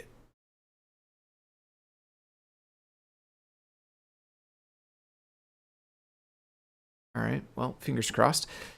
Basically what we have right here is our map layer.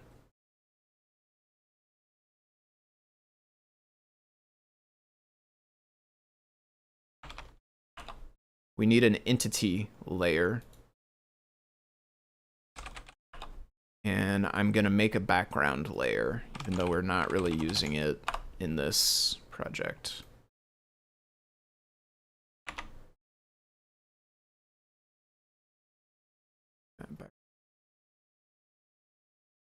You clone the link I reap and open it tiled. You don't need to reference the image in Discord. That's all right. I mean, I kind of want to make the map.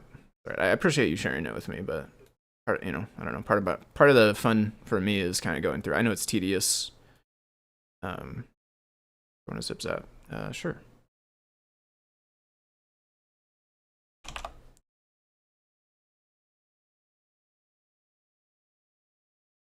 The fill tool or the shape one. Oh yeah, you're right. Totally the shape I should be using for the walls, shouldn't I? Yeah, good call on that one for sure.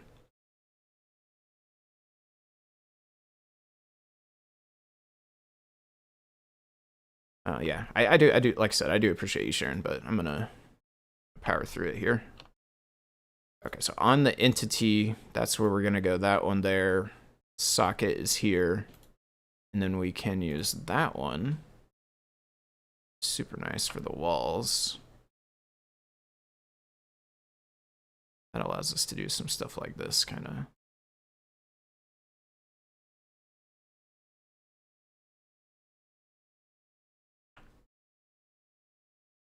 Another green lock. Out there. Oh, shoot, I just messed up again. I should have been putting walls on the map layer, not the entity layer.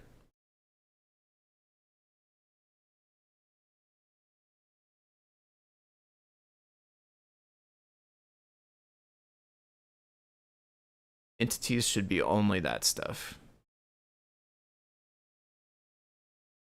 App layer should have the walls.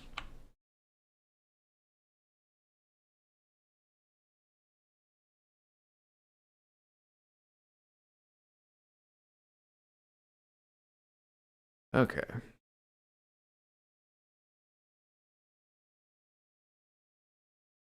Tell you what, here's what I'll do is I will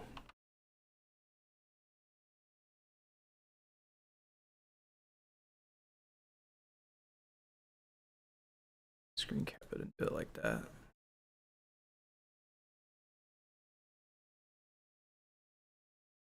We get the layers mixed up constantly. Yeah. Okay, here we go.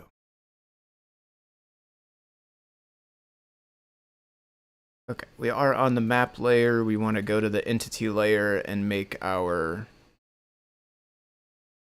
green door. Oh, the other thing is we actually don't want the walls behind there. I need to erase that wall there. That's, of course, on the map layer, and I wonder if I'm allowed to erase on layers I can't see. No, it looks like you're not, which is nice, otherwise it would have erased that green lock.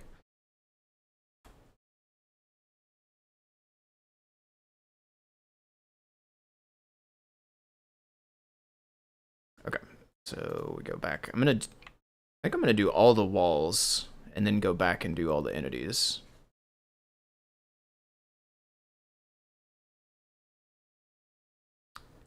From there, we want to go out 2 more past that.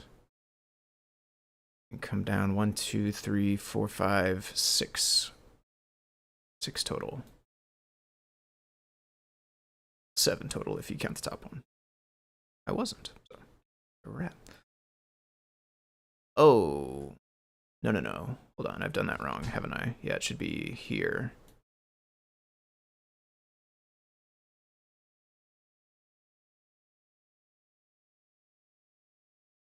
I've erased the floor also. I mean, technically, I guess we could put the floor inside the background and then the map could contain only the walls, but I don't think it matters that much. 3, 4, 5, 6, 7. Okay, yeah, that's how that is. So now we go, get me back to walls. Back to that. Those are too tall, so we want this here.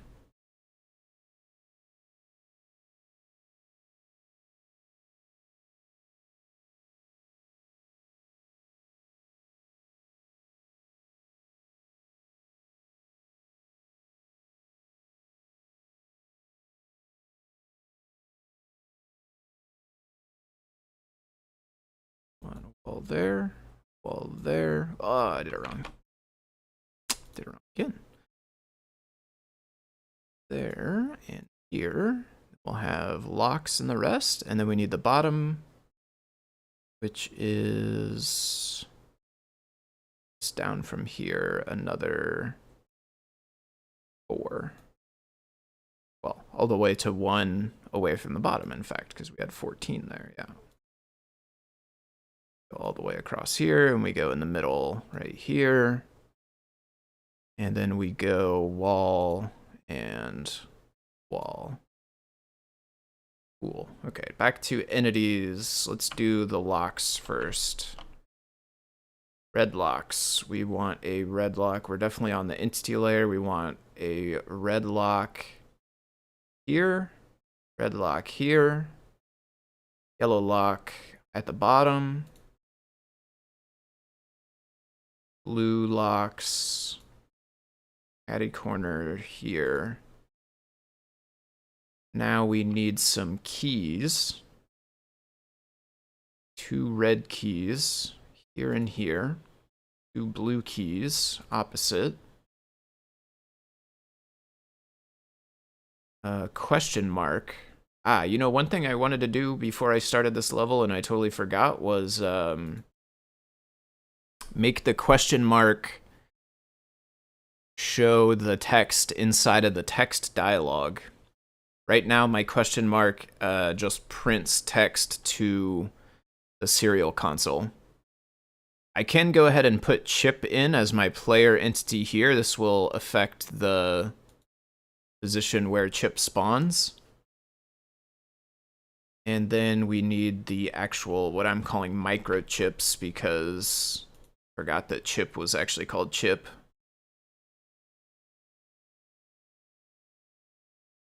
Microchip there and here, and then one inside of each room.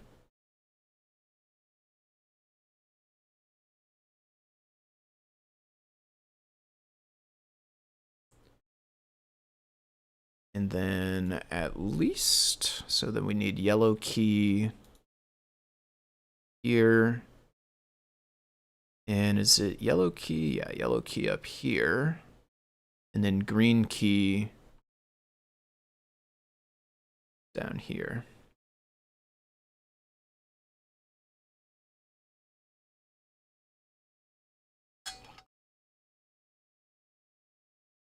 I think that is everything. So I am going to save, and I'm going to just do Control S to save it as a TMX. I'm going to call it level 1.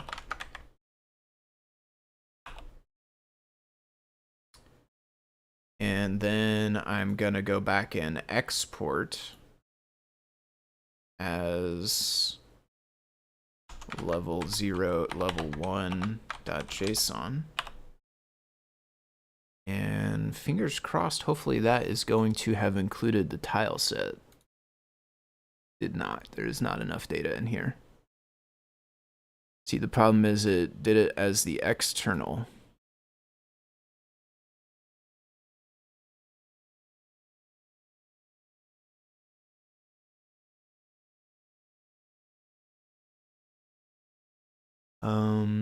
That's an option, but it didn't ask me.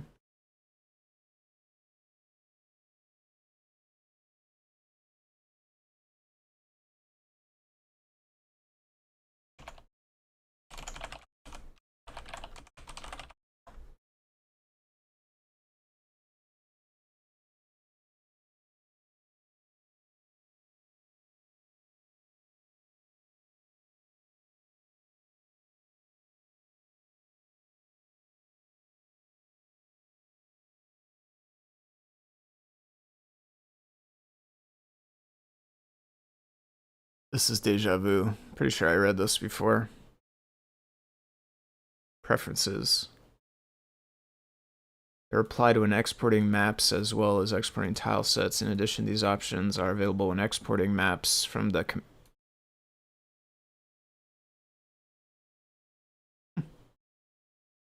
no, you could use tiled from the command line. Do we need preferences? Like, is that on a per map basis? Because I would have thought I would have set that last time. Where to find preferences? Edit.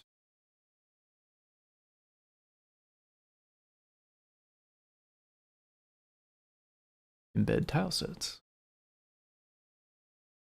Minimize output. Let's try export again. Level 1 JSON. Place, yes. There we go. Yeah, see the bar here is like way smaller. Last time it was like a third of the size of the thing. Very tiny. So, and we have the difference is we have the tile set data is now in the JSON, which is what the library is expecting. Eventually we could minify this, right? Like there's a lot of stuff in this that's making it actually rather large as far as a JSON file is concerned, but yeah, 60K. Wow, yeah, that's actually really big JSON file. Theoretically, we could minimize that and save some space. If we really needed to, we could potentially pack it into a more efficient container. We could put it inside gzip or something if we had to, I guess, but I try not to compress it if I don't end up having to, right? Like I'd rather keep it as plain text because it's just easy to work with. It's easy to just look inside the JSON file and, you know, be like, oh, what was that property on this, you know, tile number 3, or just look at your map data like this, you know, like, hey, where did I put the player? Oh yeah, 119, that's the player, he's right there. You know, it's kind of got to see past the matrix or whatever, right? Because it's just the numbers, but it's really nice to be able to look into that and just right away see what's going on. Okay, only thing I need to change in order to run level 1 is just inside CodePy right here. We're gonna bounce that to level 1. I will, okay, so first of all, I'm editing code inside the repo right now, which is not very helpful. One thing, I guess I just never reopened the other charm here. So one thing we need to do is copy the level also. So I'll add that to the repo. But we also need to copy that to the device. I don't have XML or JSON libs on my platform, so I'm taking a custom binary format. I gotcha. Okay.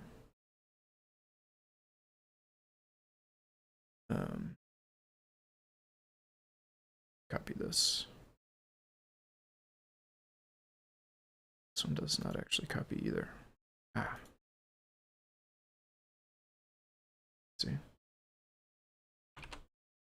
see. TMX though. We have PNGs though. Well, the first one they have PNG.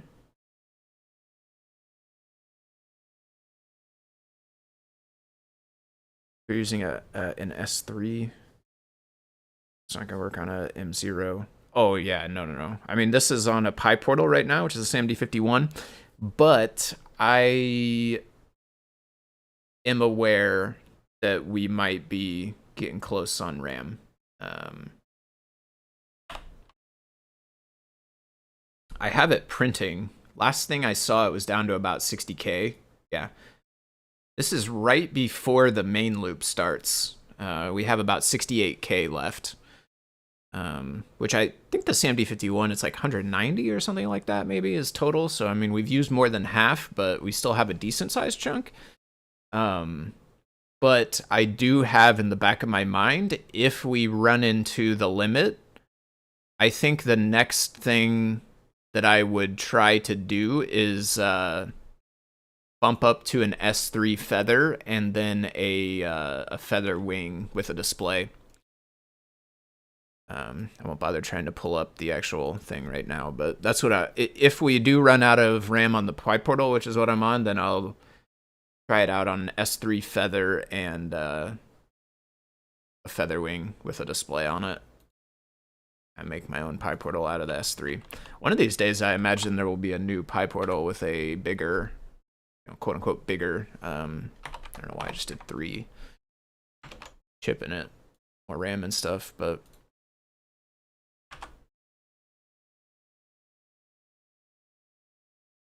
file error must be 0 to 255.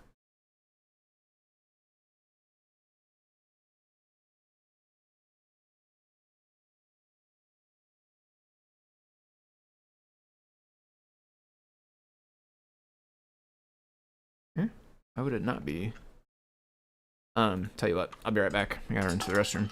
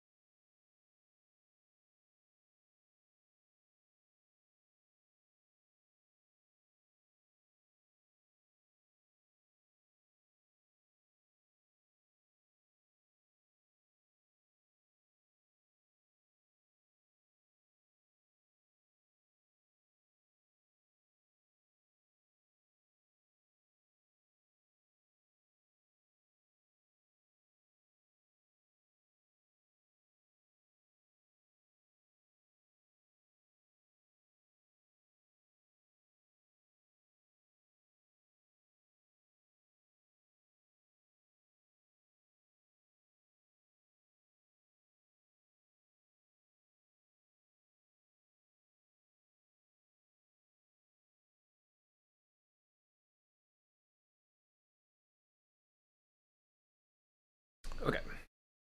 Use the PyGamer and PyBadger. That's true. It would leave those out. That's true. Although in this case, I started on the PyPortal, which already has a bigger screen than both of those. Theoretically, if the viewport/camera mechanism works, then you could still play on those devices. But it is worth noting the platform I kind of primarily target is bigger than those anyway.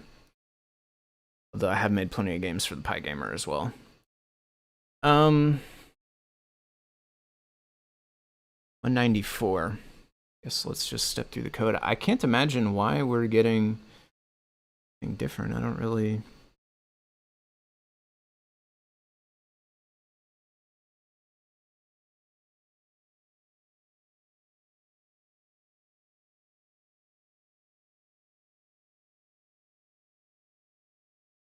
Is it this 0 right here? Maybe that's a problem. I mean, it says 0 to 255, but I wonder if nothing else, that's probably not right.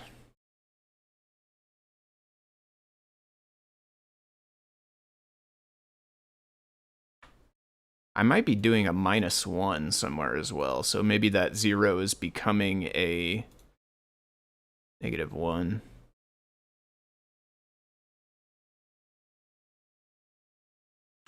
Save that, export again, level 1. Copy.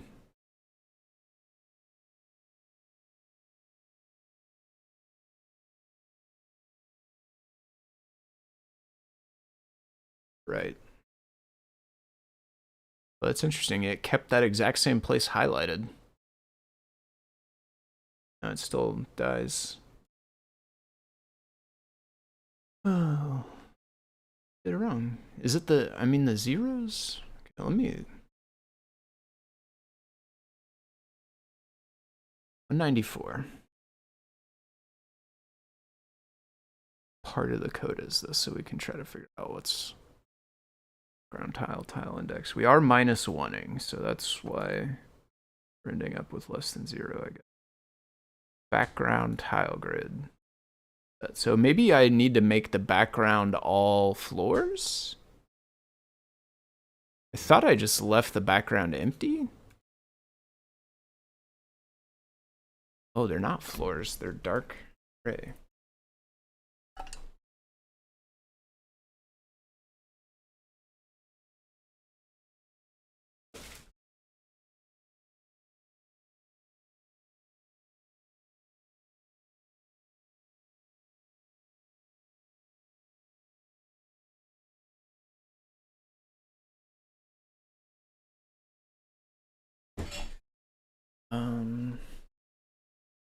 What's that?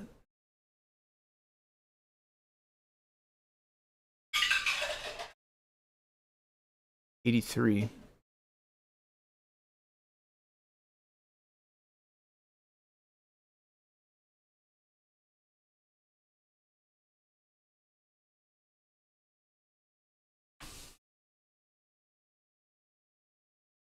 Wow, I don't know why I just picked a random one in the middle.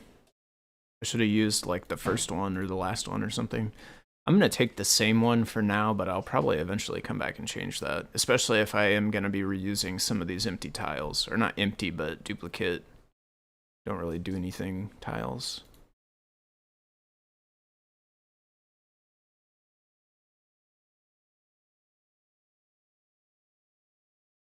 Or why it... Oh, okay. That's weird. Changing the visibility makes it unsaved. Surprised that matters.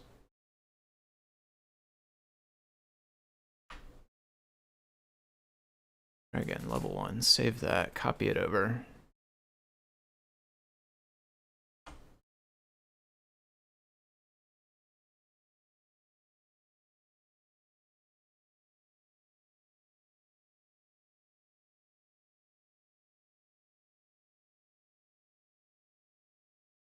There we go.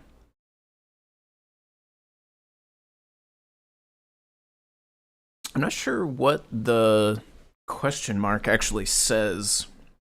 I'll have to load up one of the clones. Oops, I didn't mean to move that far. Sometimes the movement doubles up. I've been meaning to try to fix that, so I'm just gonna, before I even play this level, I'm gonna take a quick second here and see if I can't fix the movement. But so right now I have, if it's less, I'm just gonna chunk this down even smaller.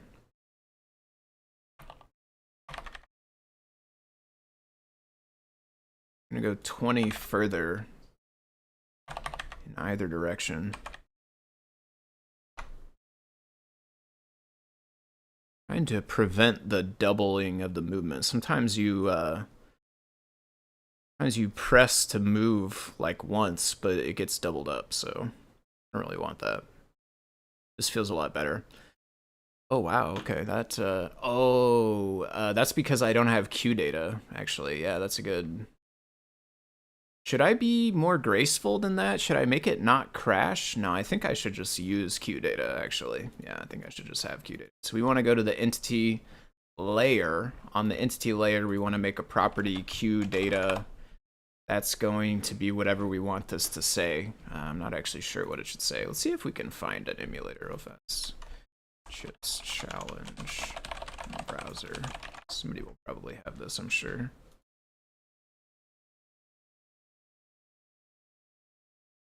DOSBox. Okay, I really hope this is not actually running like executable files on a server somewhere in the background here. Drive C is not mounted as a directory. Oh my gosh.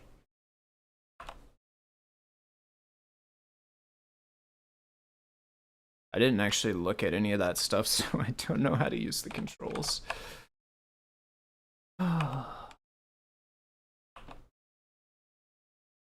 Different one.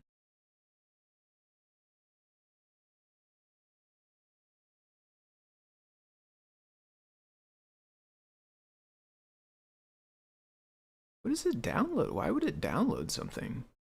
Does that mean downloading to my client or to the server?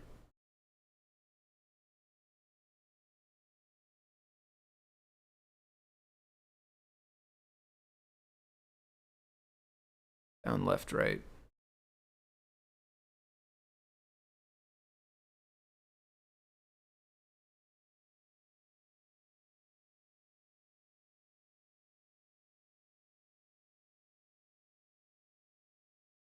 What was start and select?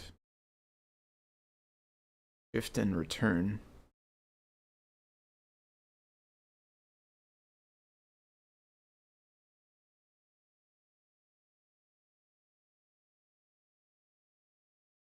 How do you start?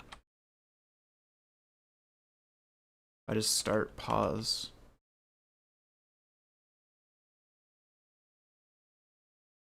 None of the arrows do anything. Start, select, up, down, left, right. Okay, A, B, X, and Z.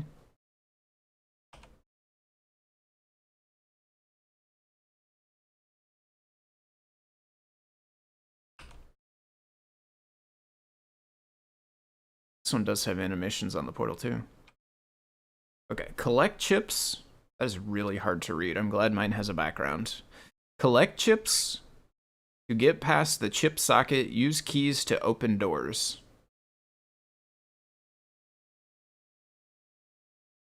Collect chips to get past the socket.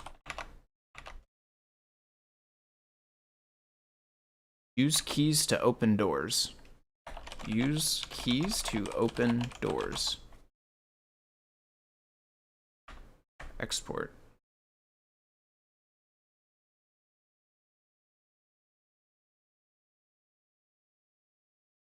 Copy.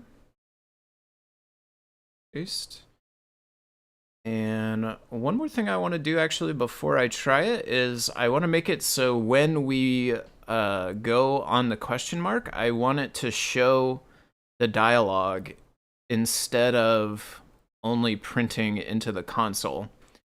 So that's going to be in the question mark entity. Inside game tick, we have... So we're setting a variable showing QData true, and we're printing the value here. What we want to do is GameObject.showText of the QData. That's going to set to true. Else showing QData is false. And then what we can do is...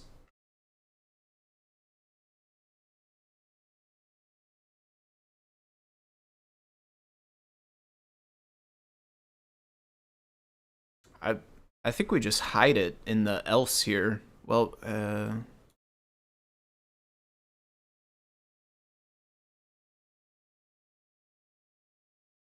show text. Do we have a hide text? If not, we want to make one, I think.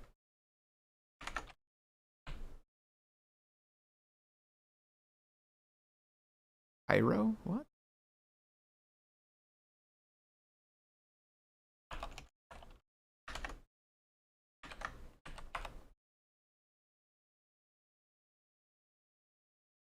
If the dialog group dot hidden is false, then make it true.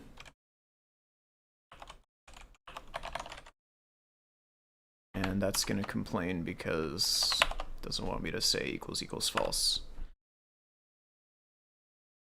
If hidden is false, then make hidden true. So this way we can just call hide text whenever we want to get rid of the showing text. And in our case, that is in the game tick of the question mark whenever it's not colliding with the player.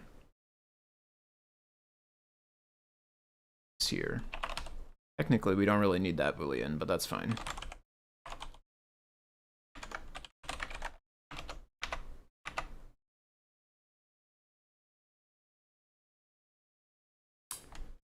Let me catch up here. S3 PyGamer would be great. Yeah, I'm totally stoked as well. Yeah, PyGamer with honestly, a PyGamer with any internet I think would be super cool. So ESP32, S2, or S3 for sure. I think that'd be super awesome.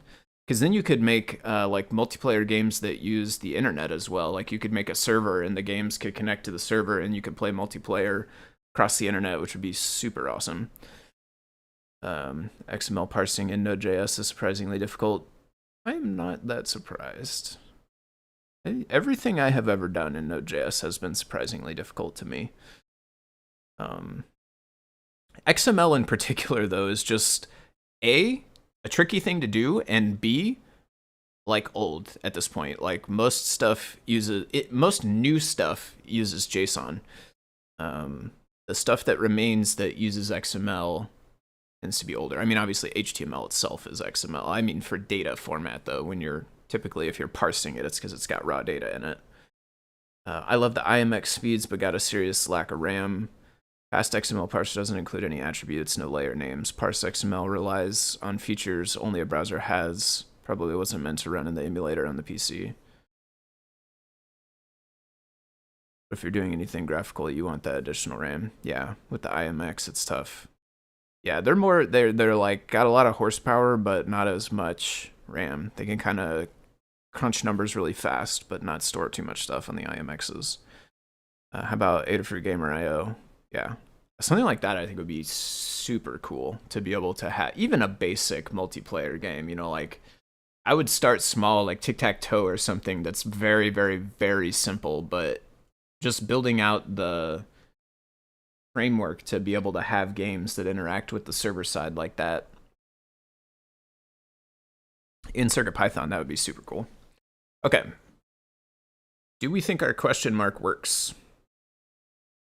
Nice. Collect chips to get past the socket. Use keys to open the door. So if I just move again, then it should be not colliding and it should hide the text. Nice. That's pretty cool. One more thing. I mean, should I have it to where you can press the A button to get rid of the text? Or should I just make it you have to move? I think let's keep it with just have to move for right now.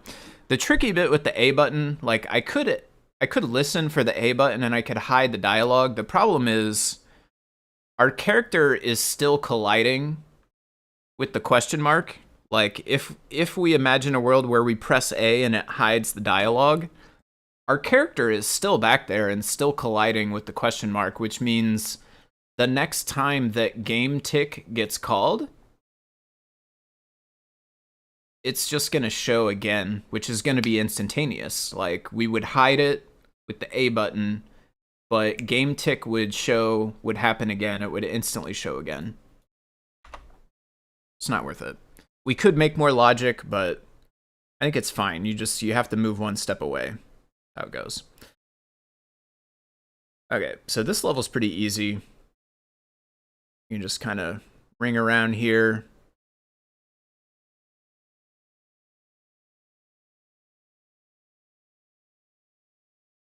Grab all of our chips. Let's make sure the socket is blocking us. I mean, it should. We tested it. Yeah, socket's definitely blocking us. I cannot go up right now.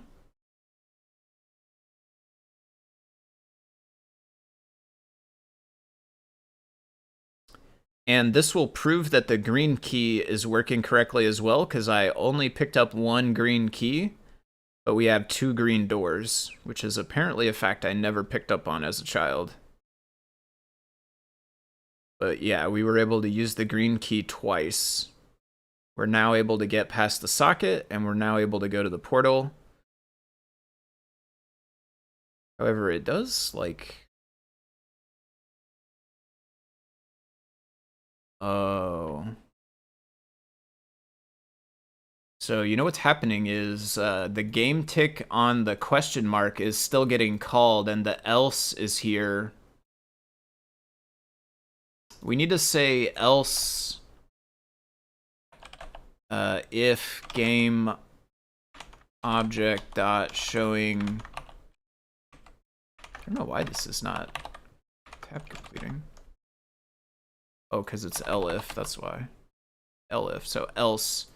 We're not colliding, but we are showing Q data, so it's a good thing I didn't take out this Boolean. We do actually need this. So if we are showing the Q data, then hide it, set it to false.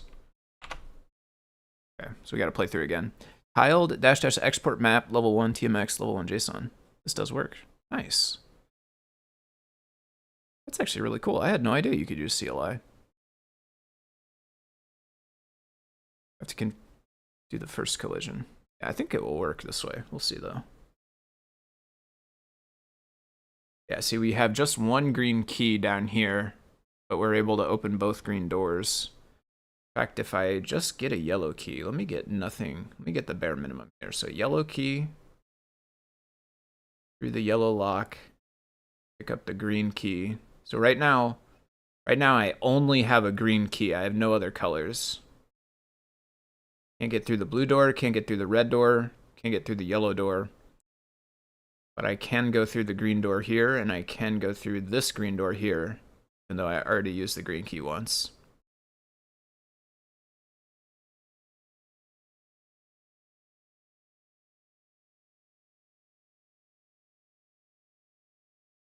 Does still have some of the multiple movements. Might need to work on the cooldown logic a little bit more as far as like trying to make it so that it doesn't move twice in quick succession, especially once you get into the levels with fire and stuff like that. Like if it moves twice like that, that could kill you. That wouldn't be very fun. There we go. Okay, so now we get that you beat this level. And then if we press A, it will rerun code.py using supervisor.reload. Still do else if all the time. I've only ever used elif in CircuitPython. Else if I think doesn't work in Python. Or I mean else if is written as elif in Python and CircuitPython.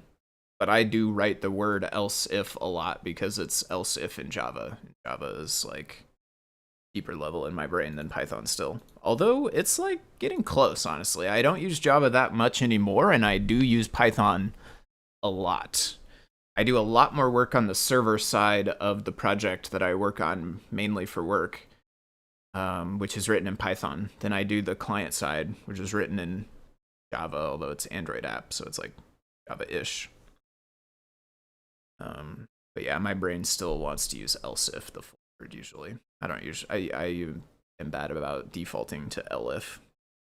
How often does your tick function run? Very, very frequently. So inside of CodePy, it's calling mygame.gameTick in the while true loop. So this is looping as fast as it can. I think there's a tiny sleep right here, so we're sleeping for 1/100th of a second down here. So it's not, I guess, literally as fast as it can, but it's pretty fast. So that's calling GameTick, and then inside of GameTick, that is calling, well, so inside Chip's Challenge, the subclass, it's calling up to the superclass, Super GameTick, which is inside of here, Child Game Map.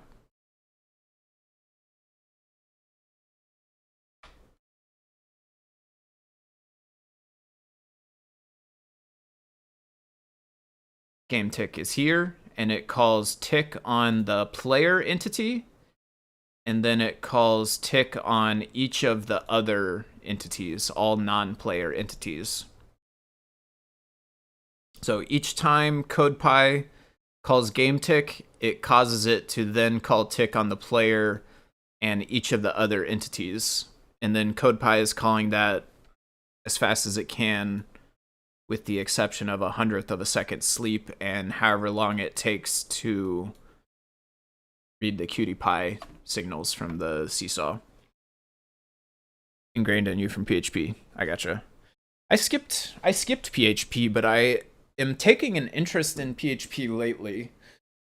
I kind of want to learn how to set up a like a LAMP stack and then deploy a PHP server software with it, with a database and everything.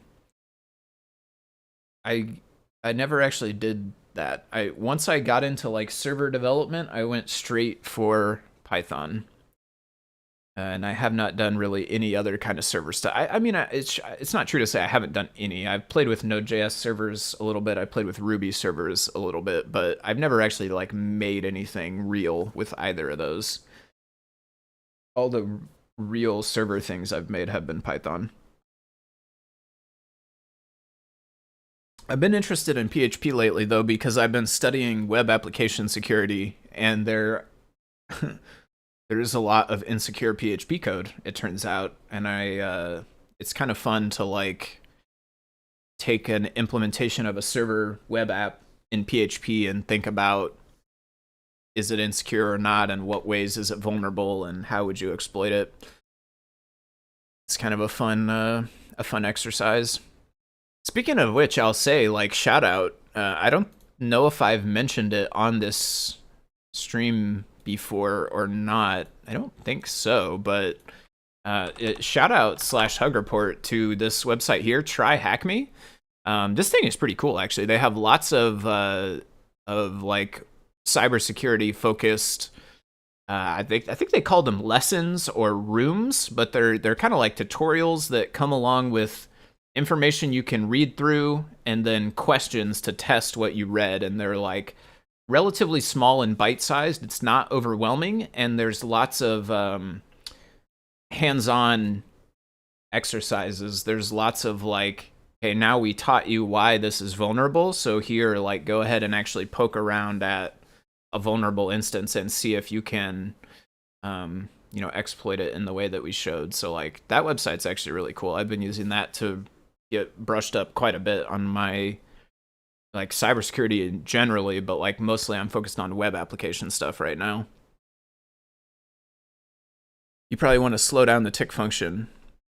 Server side, you started with PHP and Perl.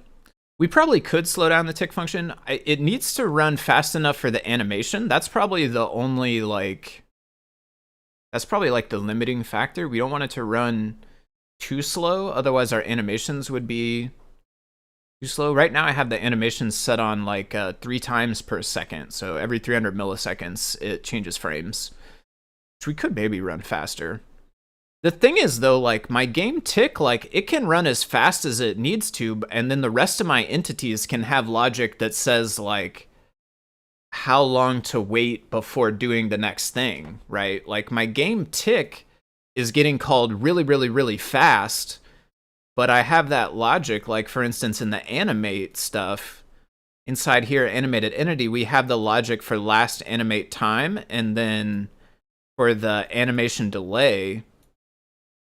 And so inside game tick, which gets called really, really fast, we have additional logic here that says, only run animate, only do this other thing when it has actually been long enough. So in this way, we can write it to where like we're able to call game tick really, really fast, but still limit the actual behavior to a slower rate. Like all of it. I assume maybe that was the PHP to the PHP comment before. Yeah, PHP can be Swiss cheese. You don't sanitize. Yeah, it's been a little as someone who never did learn PHP. Going back on it now and seeing some of the code, it's like super scary with the way that it was like pretty Wild Westy with concatenating strings and stuff like that in order to do fundamental parts of the server that make it pretty dicey. Perl has tainted variables, which helps enforce the sanitization. I've never actually messed with Perl at all. Only remember playing with Lime Survey. It was an old customizable survey form thing. Loads of form mailer, CGI replacement stuff. Oh, and WordPress, yeah. WordPress, everybody's favorite. You'd have a different animation and movement ticks. Once I found out SQL injection exploit in the software stack I ran, yeah. Yeah. It's a fascinating world. It's like a thing I never focused super heavily on, but I've been getting more into it lately.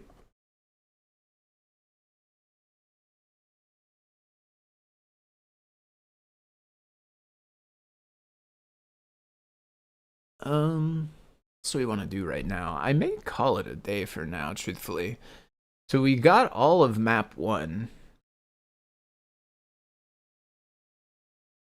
One of the things I need to do before too long is bite the bullet and test the camera / viewport mechanism, which is either gonna work or not. And if it does not, it's probably gonna take a good chunk of time to get fixed. So it's kind of gonna boil down to like it either works and I don't need to spend any time at all on it, or it doesn't work and it's probably gonna eat up a couple hours or something to get it fixed. It's kind of intricate. And I'm dreading the test, like that 50-50 coin flip of either it works and I spend no time on it or it doesn't, and it, in my head at least, is a pretty good sized chunk. Maybe it turns out easier than I thought, but makes me skittish about doing the actual test, even though I gotta do it at some point. I think what I'm gonna do though is call it a day for right now, at least. Get up and move around and stuff. I'm definitely ready to get up and like stretch out and move around and stuff for sure. So I think I'll stop for now. we have implemented the entire first level. What I'll do is the next time I work on this, I think what I'll do is I'll be back this weekend for sure. Like, I definitely want to work on this more this weekend. So either later on tonight I might be back, or sometime tomorrow I might be back. There's some small chance of possibly even both, but we'll see. I don't know exactly what time, so I can't tell you what time that's going to be. If you want, you can follow me on Twitch, and then make sure to turn on the notifications, because sometimes Twitch is bad about actually sending you notifications, even though you follow somebody. So try to sort that out if you want those. Otherwise, though, I'll say farewell for now. Let me do catch up on the chat one more time. I think it's been a minute. I looked over. Let me do catch up that, and then I'll get back to the goodbyes here. Only Lime survey. There we go. Basically just ran select from, yeah. Yeah, that's dicey. Once, then you're not looking hard enough. ID 1 or true. Yeah, semicolon. Good old semicolon. Everybody's got a soft spot in their heart for good old Bobby tables, I think, right? I want an almost guaranteed way to slice and dice runs WordPress for anything. Yeah, I'm scared of WordPress, honestly.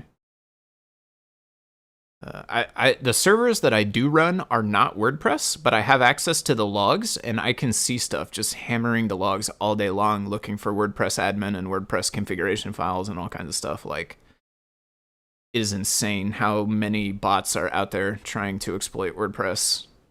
Even on a server that is not actually WordPress. It's just like, it's crazy. Cool. So yeah, that's the plan. I'll be back either later tonight or tomorrow. I'll be working on this again. We'll try out level 2 next, which means we need to implement the bugs. That'll be our first entity that actually moves on its own. Right now, all of our other entities are stationary. But the bug will move around on its own. And then the other thing I will do is I will actually bite the bullet and test the camera. If it's not working, I don't know for sure if I'll fix it on the first sit down or not, but I'll test it out at least so I know. For now, I'll bid you farewell. Thanks for watching, everybody. I hope you all have a good day, good weekend, and all that stuff.